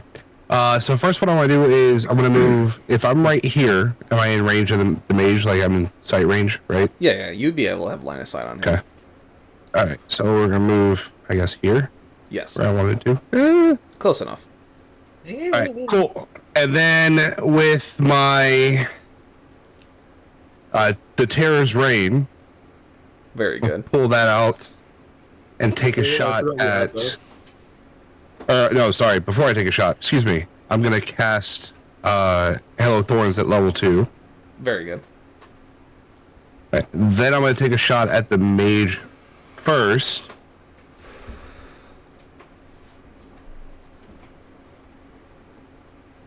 Right, so roll to hit that. That was a fucking 11. You do have 3 fate points. Yeah, I mean... I'll just give him a lucky off of my luckies. Oh, yep, that's also a thing you can works. do. Okay, cool. So roll again. Reroll. Hell yeah. That's a 17. That is a hit. Cool. So the 68 is 29. And then Hail of Thorns, 2d10, a 17.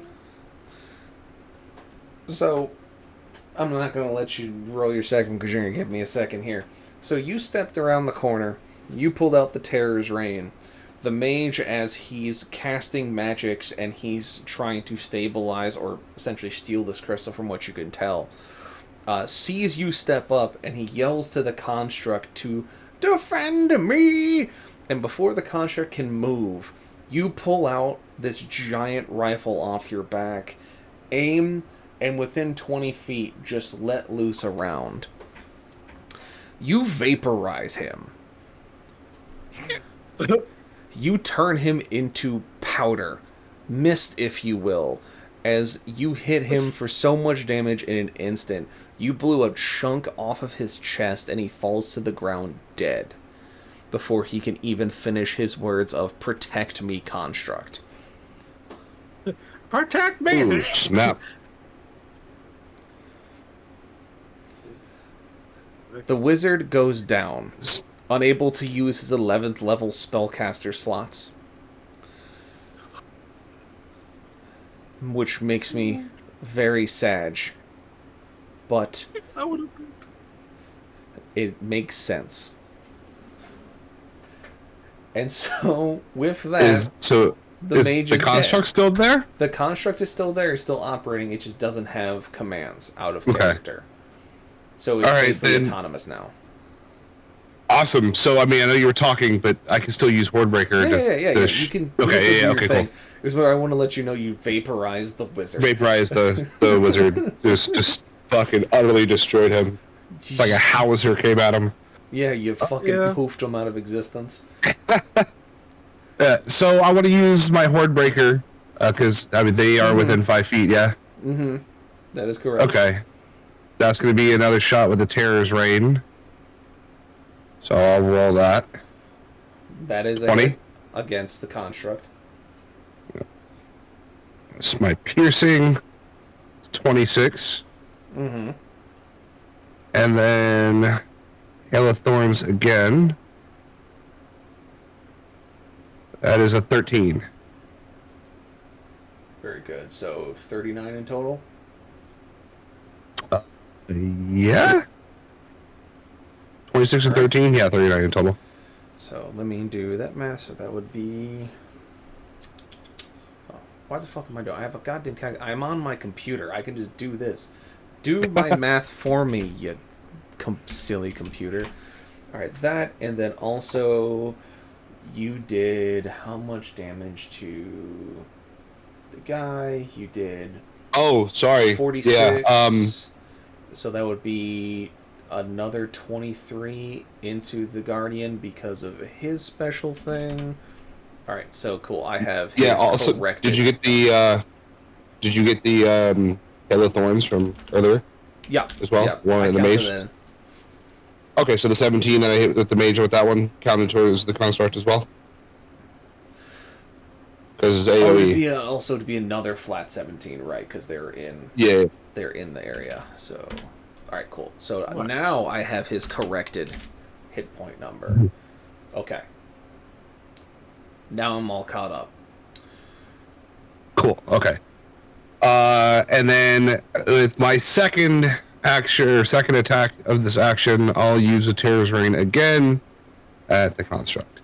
Okay. Roll to hit. 19. It misses. It glances off its armor. Oh, no. Fuck, at a 19? Yep.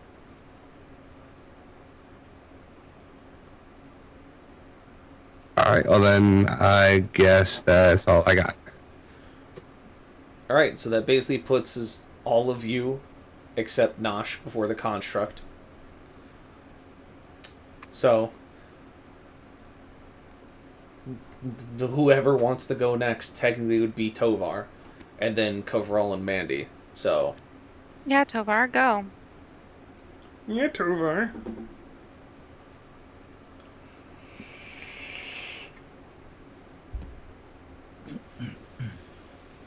Tovar. Sorry, I was muted.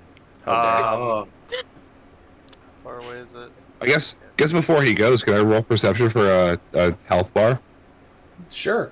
Let's see if you can get that really high result you got before. Use your predator, not your predator, your freaking Terminator vision. That's the word. Terminator vision. With a 19, you 19. can tell that it's at least 50% wounded. Or possibly 50% wounded. With your special eye. So up to, but not. But I don't know the exact. You think that it's possibly, maybe a little less. Okay. So it's. You did some dabblage to it. It looks like it's got some holes in it. Okay. So I'm gonna start the turn out by shouting, "Get fucked!" Of and don't say that you're gonna shout "get fucked." Just shout "get fucked." people fucking sleeping. It's 12 o'clock at night. Do a low pitch, like forceful thing, man. Do an ASMR "get fucked." Like "get fucked." So myself and BFG are gonna move up. I'm gonna have BFG fucking bite again. Okay. So roll for his bite. Yep. I remember this time. Very good. He's learning. It's 20. That is a hit. And then fucking what is it? D10.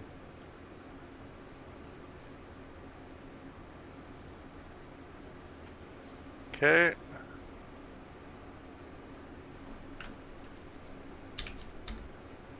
Alright, so that will be a 16.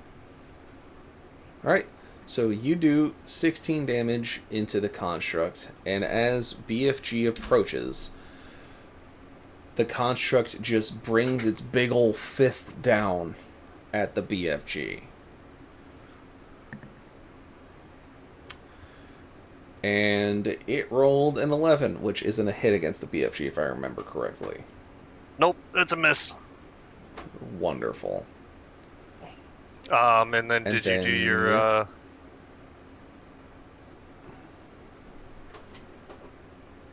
Did I do my what? Oh, the strength check? Yes, yeah. I gotta do strengthy check. Oh, I'm going to use my sentinel attack feature to use my reaction to attack him because he attacked a creature within 5 feet of me. Okay. Ooh. Very good. So yeah, so you do that. What's the DC on the strength check that he needs? 16. He passes it. Very good. I miss. You oof. Big oofs all the way around. Yeah. Right? And so Tovar? Gonna take a swing with the great axe at him. Alright. Roll the hit. Oh, Wait, did he swing at BFG because that was attack of op? Yep. So he only gets one because it's a reaction. Oh, you nat one. Huzzah. Wow. Percentage roll. Oh. Well, it doesn't change anything. Oh. It would make all enemies target you till the next round, but there's only one enemy, so it's fine. That changed nothing. Yeah, Anyway. so... Why is there only one enemy? That's right. So obviously a fucking 11 doesn't hit. No. Yeah. Baloney cloud. So I'm gonna take my second swing at him. It's a 25. That is a hit. Ooh.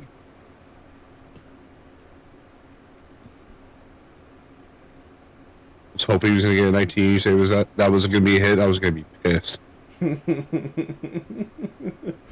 So that's what, fucking 12 damage. 12 plus 2, 14. Alright. Alright. And yeah, that's it for me. Alright, Kavral / Mandy, who wants to go first? Coverall, you're right there. Go for it. Alright. I'll sidestep a bit while staying in range, just so that I free up space for somebody else to come up. And take another 2 swings at it. Alright, roll to swing. That is a 18. That misses. That's even worse. That misses too. Alright.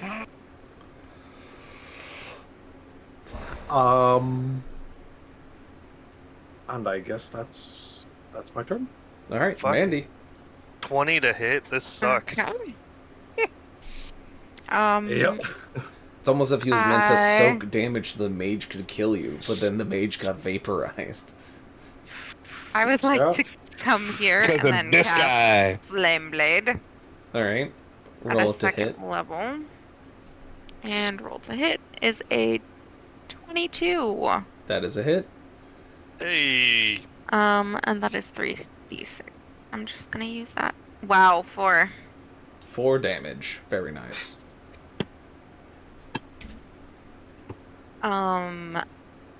And then I would like each of my boogles to attack him. Very good. Roll boogles. 22 to hit. 17 is a miss. And a 24 is a hit. That is 2 hits. Roll boogle damage. Google damage. 6 and 7.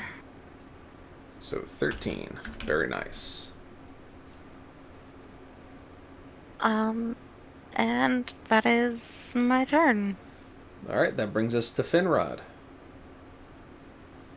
Oh, I get to try these gauntlets out now. Yes, you do. You get to try out your big old fists. What's the construct? So it's another +2 to hit. Right. Over that Big +1. old ashy hands. Become the swole rod. Become Swole Rod. That's You're close enough. You're fine. You're in there. You're in it to win it. Like how Nosh is just up in the 16. corner. Ah, it's 18. Don't you have more lucky Do you want to dice? use your lucky? I'm in. Yeah, I'll use 1 lucky on this. Do it. Do it. Nice. Hey. 21. Nice. That is Good use. that So is it's actually a hit. 23 That's too, because yeah, since that's I'm a doing hit. a construct. Oh, wasn't that 20? Yeah, Yeah. plus it's a crit, so... So it's a crit, and when you slap it, you see them drop something shiny. Ooh. Many oohs. Oohs and ahs, the crowd says. Shiny. Use your bonus action to pick it up. Jesus Christ. Any other attacks, Finrod? I'm not dying first. I do have a second attack. Yes, go for it. Do the thing. In the middle of you taking like a swig of beer or something? Like, damn. No, I wasn't even drinking anything. My cough is back tonight now. Oh, God damn it. Mm. That's a 19. That's a miss. That is a miss. Alright, anything else in your pocket? And that damage was the. Oh yeah, that damage was 8. I don't know if we went over that from the previous one. And as a bonus action, I will do Flurry of Blows. Very good. Did you just say Flurry of Blows? That's what I heard too. It might have sounded like it, because I'm all congested. I'm not sure which is more terrifying. Right? 20. Alright, that's a hit. On the first one. And the second one, this is. And that's 6. Another 6 damage. Very good. Alright.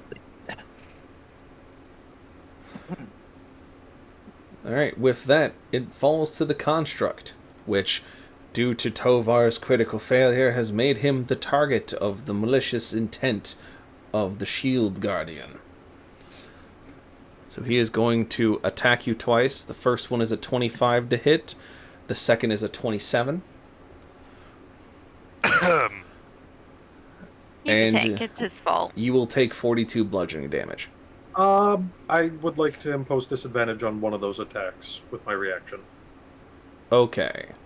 So let me... And I need to click button. And then... set it to have... +9. And then... roll that dice. So he got a 16 to hit with the disadvantage on the second one. Which still hits. Ah, shit. 42 bludgeoning damage. Fuck. With the, since I'm raging, and I have resistance to bludgeoning. You have resistance against bludgeoning anyway, so you'd be taking 21, reduced down. Yeah, I just wanted to make sure. Yep. Okay. Well, it was worth a try. And that's all he has, so then we have Nosh. I'm still here, ladies and gentlemen. You're still here. Oh, hi. Hi, Nosh. How you doing? Oh, I'm, late to the party. I want to rush in and take a swing at this little bitch. Alright, roll to swing. Roll to swang. I'll take a 13. It's not going to hit. That is not. And then second attack is going to be a 24. That is a hit. Alright. 1d8 plus 8. So 12 plus 2 with my the single weapon that I use, the four-bow longsword. So 14. Very good.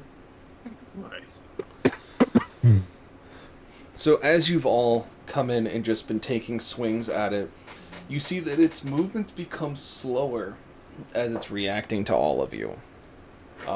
Whether that's because of the injuries it sustained, the fact its controller is no longer of this world, or whatever mechanism is driving the Shield Guardian.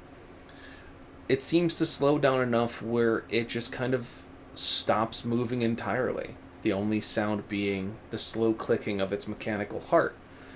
But it seems to just slump where it stands. The holes in its armor pouring out sparks and grinding noises from the gears and the hydraulics that make up its interior chassis. And for all intents and purposes, you can declare it incapacitated, leaving you alone with the heart. And the shiny.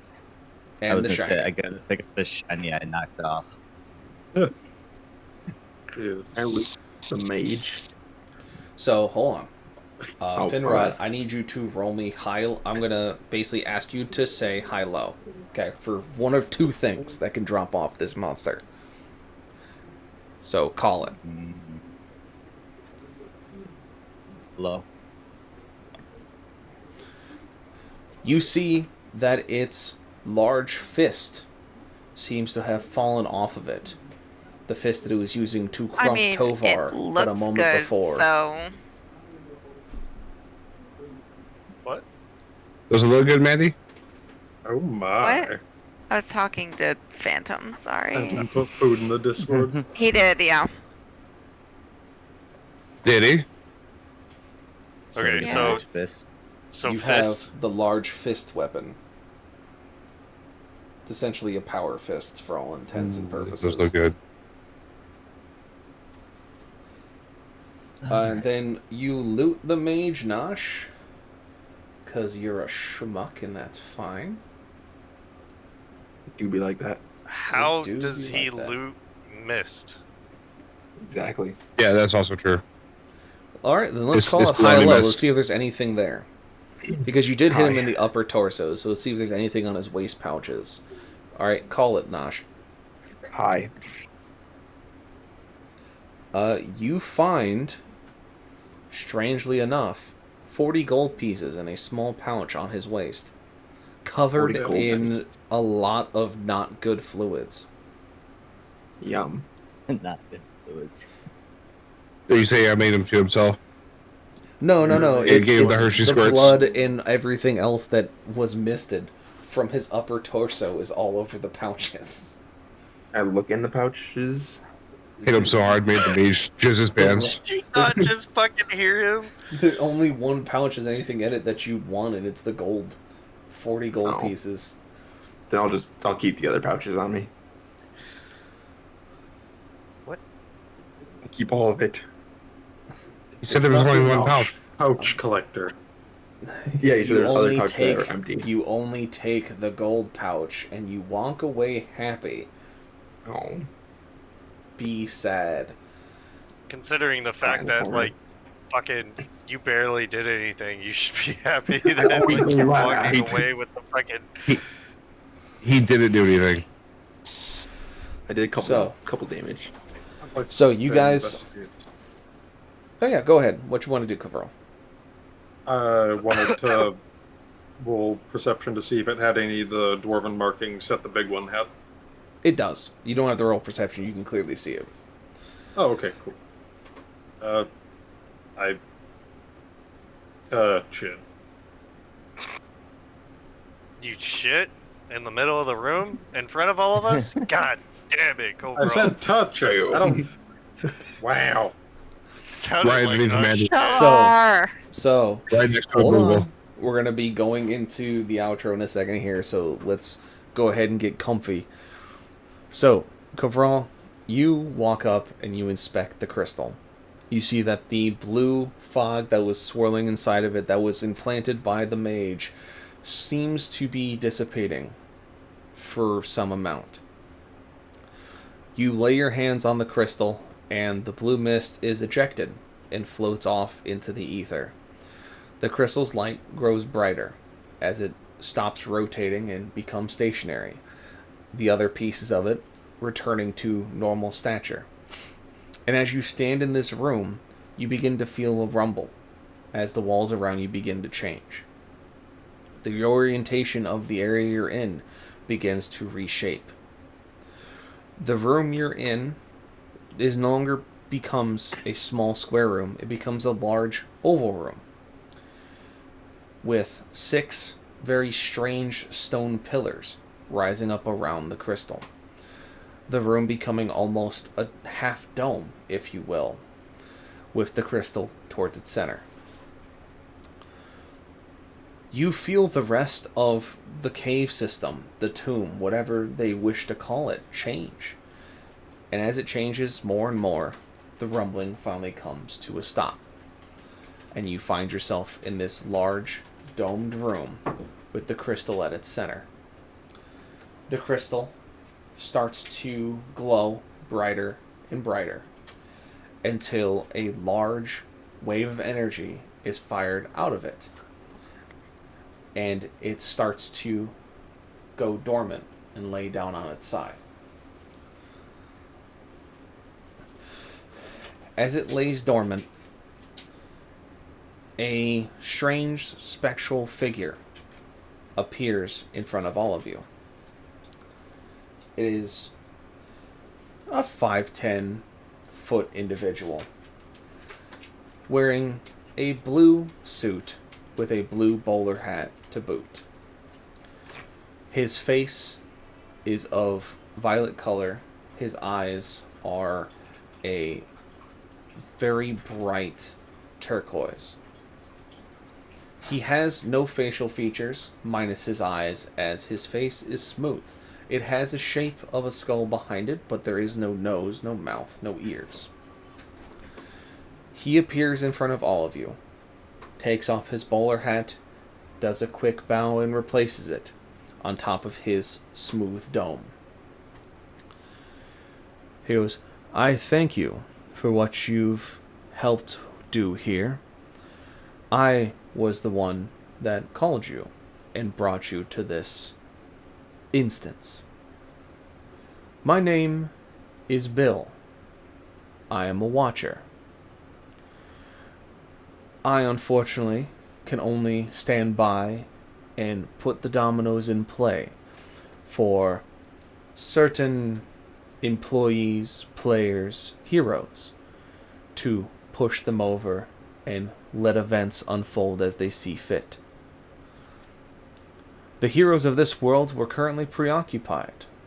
I, unfortunately, was trapped in this crystal by the mages that seemed to try to take its power and use it for something else. In killing the mage and breaking the spell, you have allowed me to step back out to in between these realities. You may not know it, but you may have just set in motion something that will save both your realms. Now, with a snap of his fingers, the world disappears around you, and you now find yourself floating above the landscape that was the Keeper's Tomb. You are easily 200-300 meters in the air, standing on a solid surface, all next to Bill, where he simply raises his arm up and points out to the west. I need you to understand that to the west of this location, a war is taking place, where if the events that you have transcribed here did not occur, the fate of this land would have been written in stone and blood, and nothing would be able to rectify it. But due to your actions, there is now a glimmer of hope. Now, if you would be so kind to simply watch the horizon. And as he points outward towards it, you look, and you see a spire begin to appear in the middle of the ocean to the far west. Well, that's a neat trick. The spire becomes a tower. The tower becomes a city in the middle of the ocean. Bill turns to all of you and goes, "If you haven't realized where you are in a region called the Vale. For if you didn't know before, there is more to this world than simply Etheria. To the west, you will see a spire become apparent. This is where the twists of fate will begin to take hold. As you see time begins to speed up, the sun comes up and down and up and down and up and down multiple times as you see movements of soldiers going across the landscape on boats landing on the other region. You're able to see these events happen as if you were standing right next to it. You watch as a group of heroes, a dwarf, an elf, a tiefling, another tiefling in blue and gold armor, and a drow, all land on the shore of this city that he calls High Charity, where they fight with a large army of those mechanical monsters you saw in vehicles that carry them swiftly and deal death in great numbers, till they reach a tower. You follow behind these heroes as they get to the top of the tower and they face down with these individuals that they consider to call the prophets. You see them kill 2 of them. They go to strike down the third and it is stopped by a large man standing of at least 9 feet tall with white hair and a long white beard with lightning scars down his arms. Turn and simply throw a bolt of energy at you, at them. Bill looks to you and goes, "This is where fate takes a turn." And you are pulled back, almost as if the zoom on the camera is yanked instantly, and you see the tower erupt into bright blue light and lightning bolts reaching into the sky. He goes, "Because of your actions, their deaths have been circumnavigated. They will be able to help you, help themselves in the coming future. They will not know what you've done. But this event that you somehow took place in 13 years ago will have an impact on your own world. Now, I think it's about time I bring you back." And as he turns, you see the world is still going through a fast pace as the sun is rising and setting and rising and setting and rising and setting. As you see these monsters swoop down from the sky, boulders fall down and take out cities. You see cities razed, lands scorched, the death toll increasing. And then you see where you just were. The Keeper's Tomb, as it begins to hold a larger number of soldiers as they push out and they fight and they fight. And then all of a sudden there's a little blue blip happens on the north side of the mountains behind where the tomb is. And you see that same tiefling you followed into the tower. A stout, strong one with the same bronze plates, the same blue cloak, the same teal clothing, walk through the snow into the mountainside. And Bill points and goes, "You allowed that to happen. The impact has changed what you may see when you return. And with that, let's bring you home." And with a snap of his fingers, you are now standing back in front of the house in Delta's Anchor.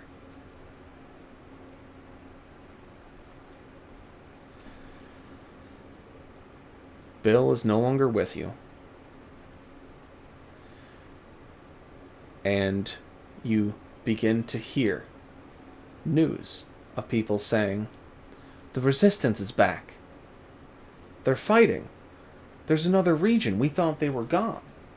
Almost as if the news is spreading instantaneously across the entirety of Etheria, the excitement building in people. Your bracelet begins to vibrate, Mandy, as it starts to pull you. It suddenly jumps off your wrist and opens the door in front of you, thoroughly busting through it, going, "Where have you been? We couldn't see you. We couldn't find you. Fausta was panicked. I was panicked."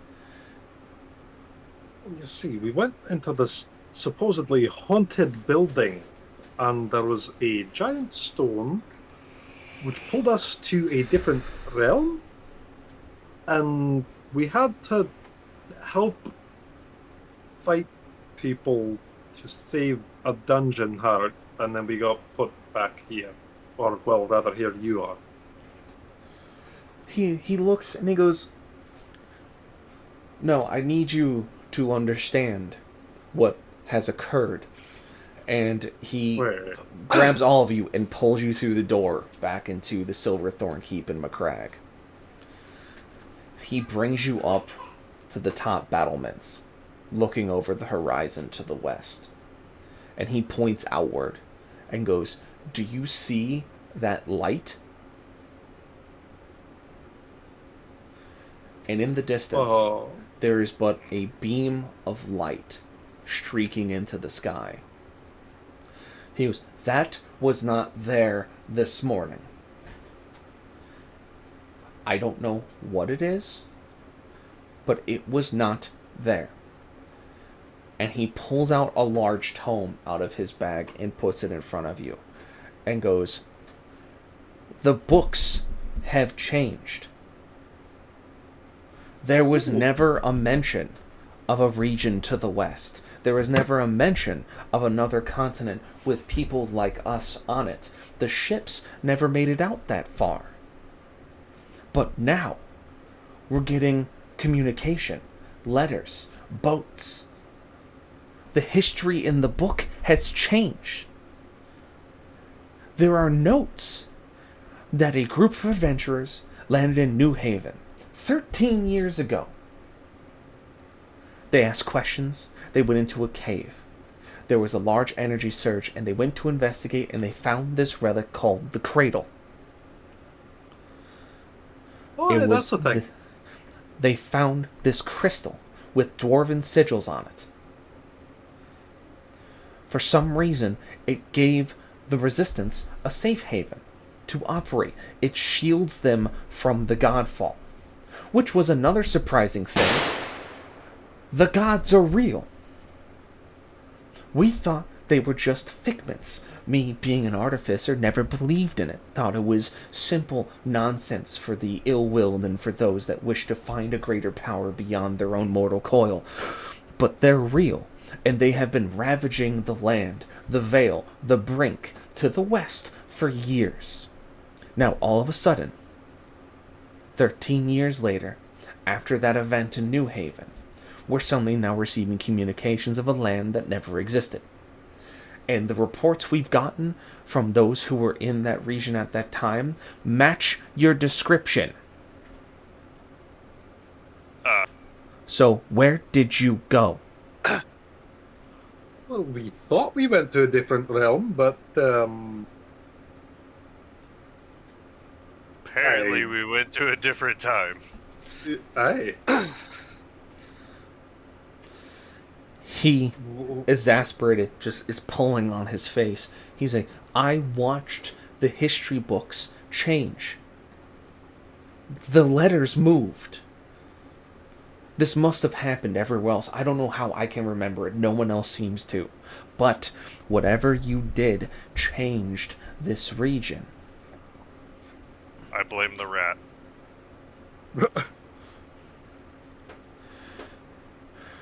He looks and he goes, "Saints Welcome is no longer destroyed."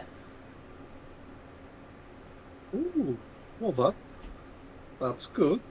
No, it's very not. strange. But wait, because that means other things have changed. Oh. You watched Saints Welcome be hit by a spear of ruin from the Mad King. You watched and pulled people out of that wreckage. That's where you found Greg. Why, I came to you to help. Then you went to the Black Keep and you disappeared. And then you came back, and then you went on some adventures to do some bounties. You went on an airship, you stopped the siege, you went to Delta's Anchor, you disappeared for days, and you popped back up, and all of a sudden Saints Welcome is no longer destroyed as if it was never hit in the first place.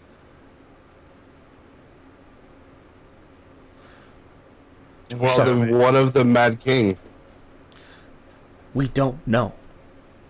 All we know is that something has changed in this world because of what you did. He goes, "I don't know if it's going to happen now, if it's going to happen later, or if it's already gone into occurrence. If you're still working with Fausta to get those artifacts to kill the Mad King, I would continue to do so. But I would watch out for anything that may have changed. We don't know what has been affected by this shift." And as he says that, as you still stand on the battlements, you hear in the distance the sound of deep fog horns coming from the center of the oceanic body in the center of Etheria. Much like you saw with the spire that rose from High Charity in the Vale, something similar begins to rise from the grounds of the center of the island within Etheria. What you believed once was but a simple island has now started to show its true colors. Blackened buildings of jagged brutalism begin to show. Spires covered in spikes and nails begin to show visage against the horizon, all leading to a cluster of towers in the center that show a gruesome architecture in play. Thurlby stands with you, jaw agape, staring at the center island. He goes, "Well, I guess we have our answer. That whatever has changed has now balanced the threads of fate between the worlds. I guess that's where we're going to have to go to fight the Mad King." And that's where we end our session. A lovely place. Littleby's voice changed. I know. I couldn't get the accent on because I was trying to be too hype with what was happening. Yeah. Fair. It makes sense. It does make sense. So, that is where we will end our game for today. Good session, everybody. High fives all the way around. Yeah. Yay. We managed to avoid fighting the gelatinous cube that was chasing us. Yeah. Yes. Yeah, true. He was getting close. It was sneaking. I have a gelatinous cube miniature. So, how do you feel? Question. What was the CR rating of that fucking four-arm troll? 10. Like, probably would have fucking whomped us. He deals, if he lands, he attacks 5 times per turn. If he lands 2 attacks on one target, he deals an additional 2d6 damage and does an average of 14 damage per hit. Hey. Hey, I would have been dead. Yeah. Well, Definitely glad we were able to dissuade him with food. 14 per hit 5 times. Well, for his claws, his bite was about averaging of 20. Jesus. But if he hits you with 2 claws, he does an additional 2d6 on top of the 28 average damage you would take. Yeah. Fucking gosh. So I would have been fucked. It would not have been fun for anyone to fight them in close combat. Yeah, that's why they're everybody terrifying. But yeah, I thought that was also a funny haha. I was like, if they find this is going to be really stupid and really funny, because it's just like, what's a 4-arm troll going to do? He's going to be a gym rat. I was trying to tell Tovar that he needed to hype him up. I was I so kind of happy just that I was right. like, I didn't want to hype that up. Like, All I was kind of half tempted to fucking like go in there because Nosh kept fucking doing horribly at the weightlifting and shit. Mhm. I was half tempted to like go in there and like start fucking be like, "You're embarrassing the party," and start like picking up the weights myself. Yeah. Oh. But yeah, it's So what essentially happened is you guys were put back 13 years in the past. Basically set in motion the event that allowed Creed to make it to the sequel along with the rest of the party members. Because if you didn't complete that, like if you guys got TPK'd or something bad happened, basically what would have happened is that in your timeline, because it's either the timelines would be joined or they would be separate, depending on what happened during this mission. which I wasn't going to give you the weight of those consequences until it happened. So if they were disjoined, basically, the veil would be gone in your reality. And then in the Ashes reality, they would still be up and kicking where that event took place. You basically would be making a paradox, and like nothing else would occur. But because you succeeded, you basically got to witness what you did give the party the advantage to survive the strike by Zeus and then spring into motion the sequel. And then what happens because of it is that now Etheria knows of what's happening in the Veil. So that means we're on the same timeline as the Friday? Yes, you are now on the same timeline as the Friday. Mm. So basically, that resistance cell that's fighting is happening at the same time as you guys are doing your stuff in Etheria, fighting the Mad King.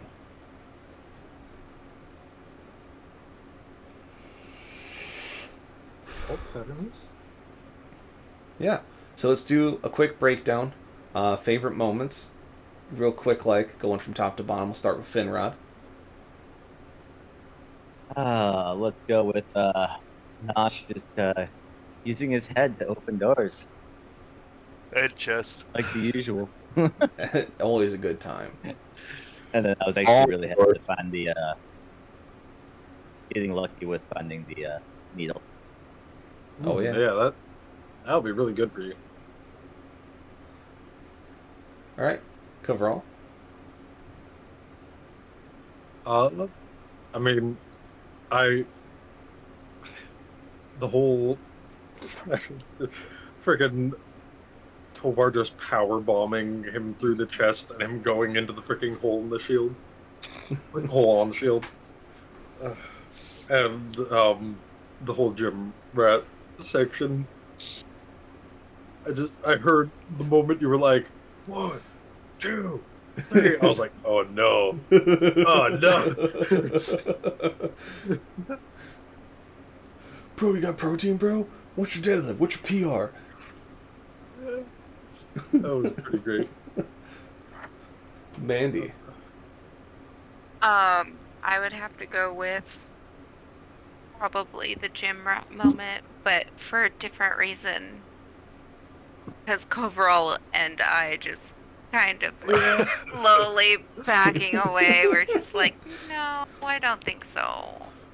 My favorite moment with you, Mandy, today was where you were like, what, I'll roll a history check on that door.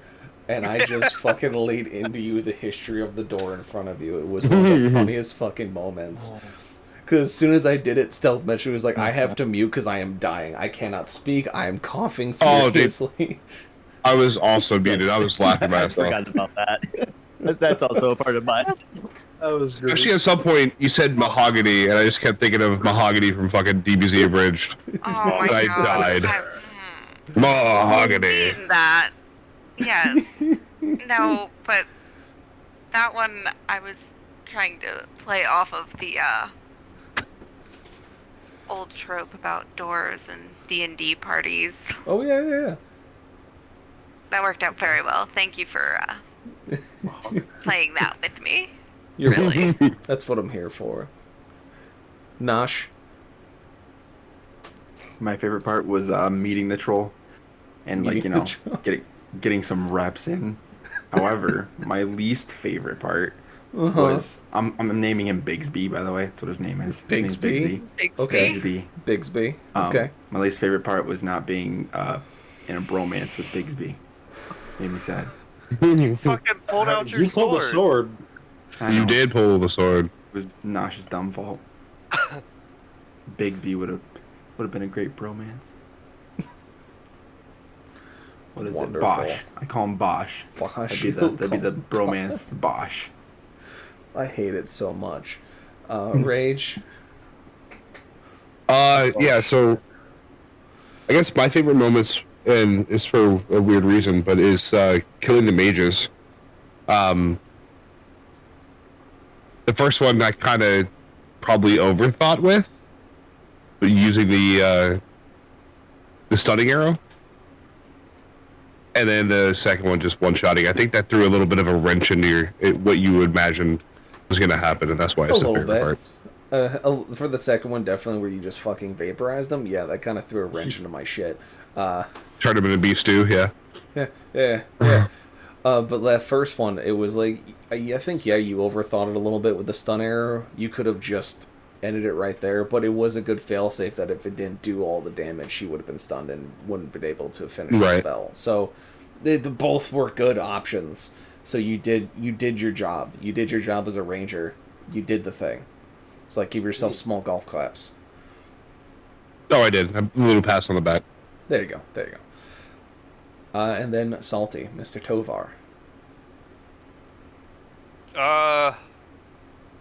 The gym scene was funny. I wasn't expecting that. The fucking rock bouncing off of the cube. Oh, God. Oh, yeah, that was good, too. I'm glad I was able to get my shield in the way. Denting fucking Coverall's shield. Like, you rolled a 27. Yeah.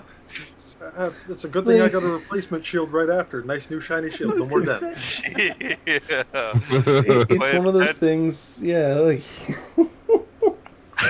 It was funny.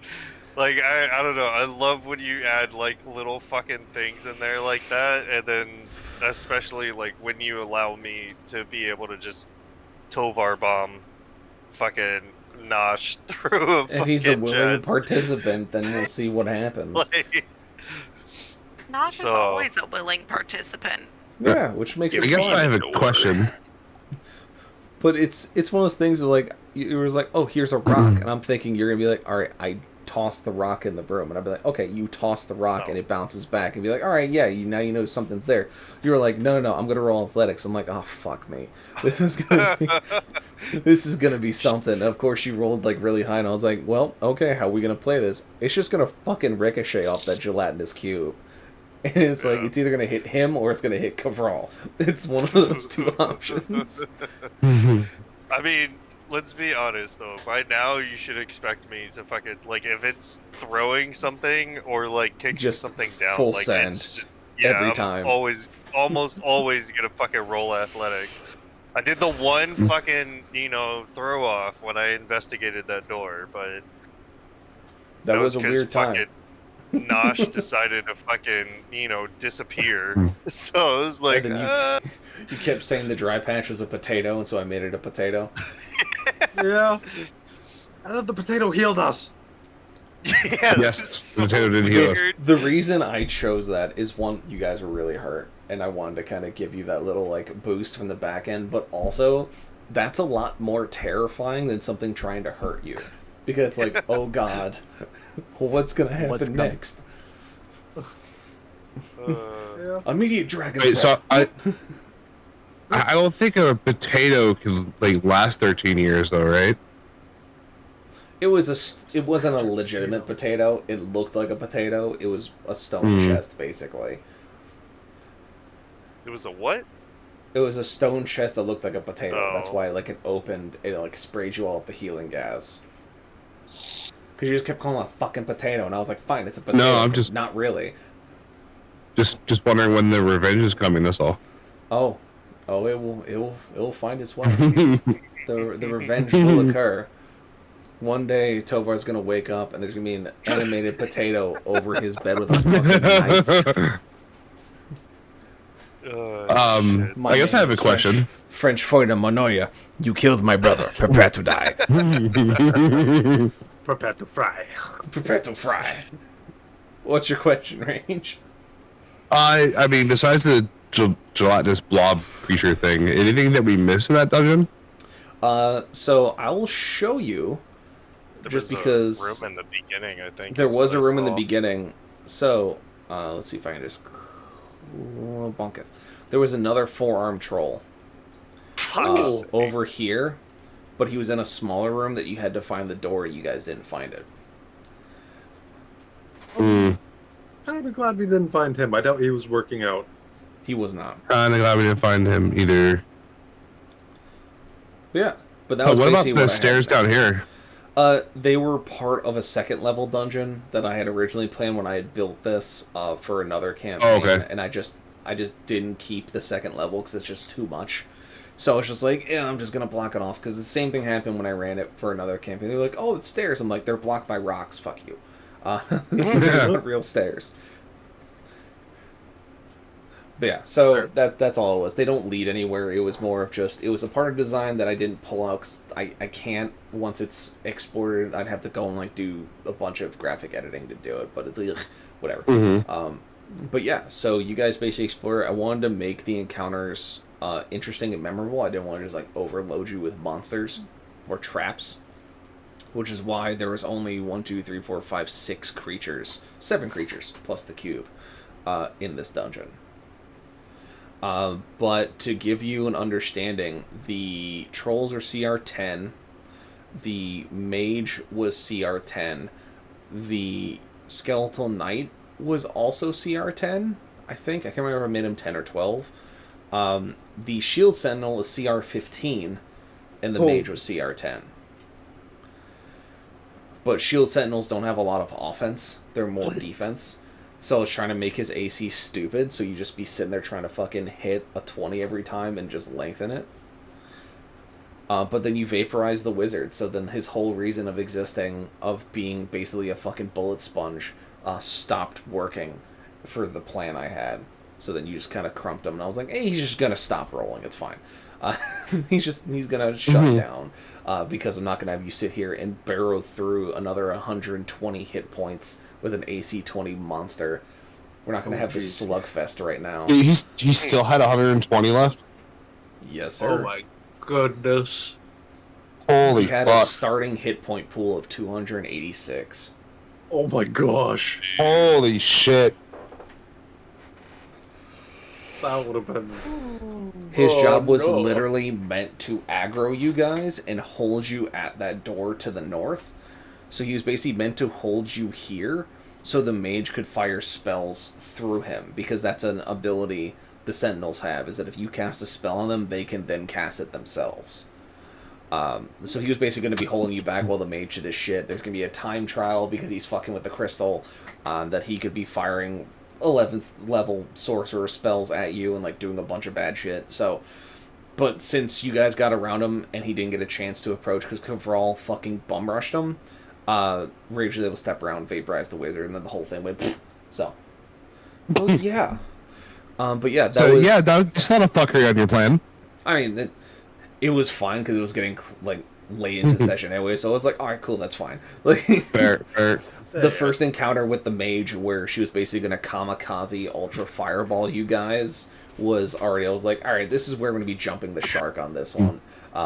Just be like, borfed my entire OBS soundboard, and then just was like, oh, I'm just trying to get this cool thing to happen. Let me have it. It was like, no, you don't get it. Fucking nice. And I'm like, well, shit. So that's a thing that I can't do anymore, which sucks.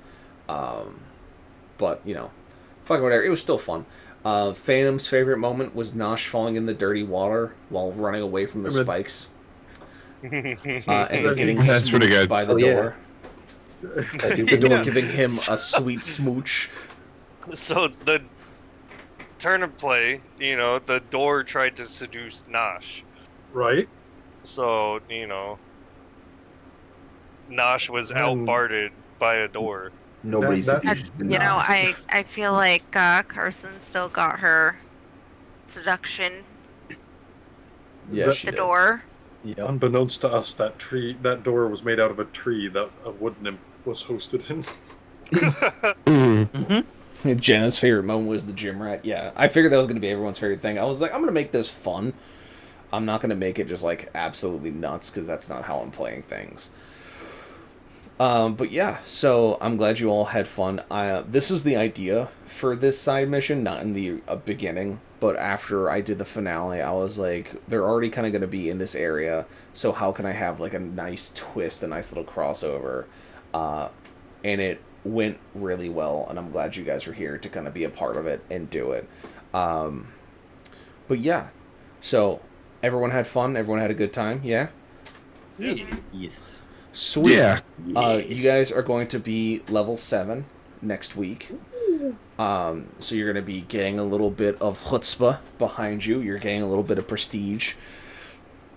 And so make sure you do your level up and stuff for next week. And thank you everyone here for being with us on this journey. I know this specific mission that the party went on had a lot of twists and turns. That if you haven't seen the finale of Beyond the Veil or the Session 0 for Beyond Etheria Ashes, it's not going to make a whole lot of sense. But it's fine, because now if you go back and you watch those 2 sessions, you're going to see where everything kind of twists into play. So, with that, we will be rejoining Friday and Saturday next week for another 2 sessions. Tuesday, of course, we're going to be trying to do co-op games with Salty, Rage, Stealth, anyone else who's willing to play either 6 Days of Fallujah or other nonsense for TAC Tuesdays. And we'll just be kind of having a fun time during the week, and then we'll see you guys next week for more D&D. So, with that, thanks for being here. Have a day. Have a good rest of your weekend. And say bye-bye, everybody. Bye. Bye. Bye, guys. Have a good night, y'all. Bye. Peace out. Bye, everybody. Bed.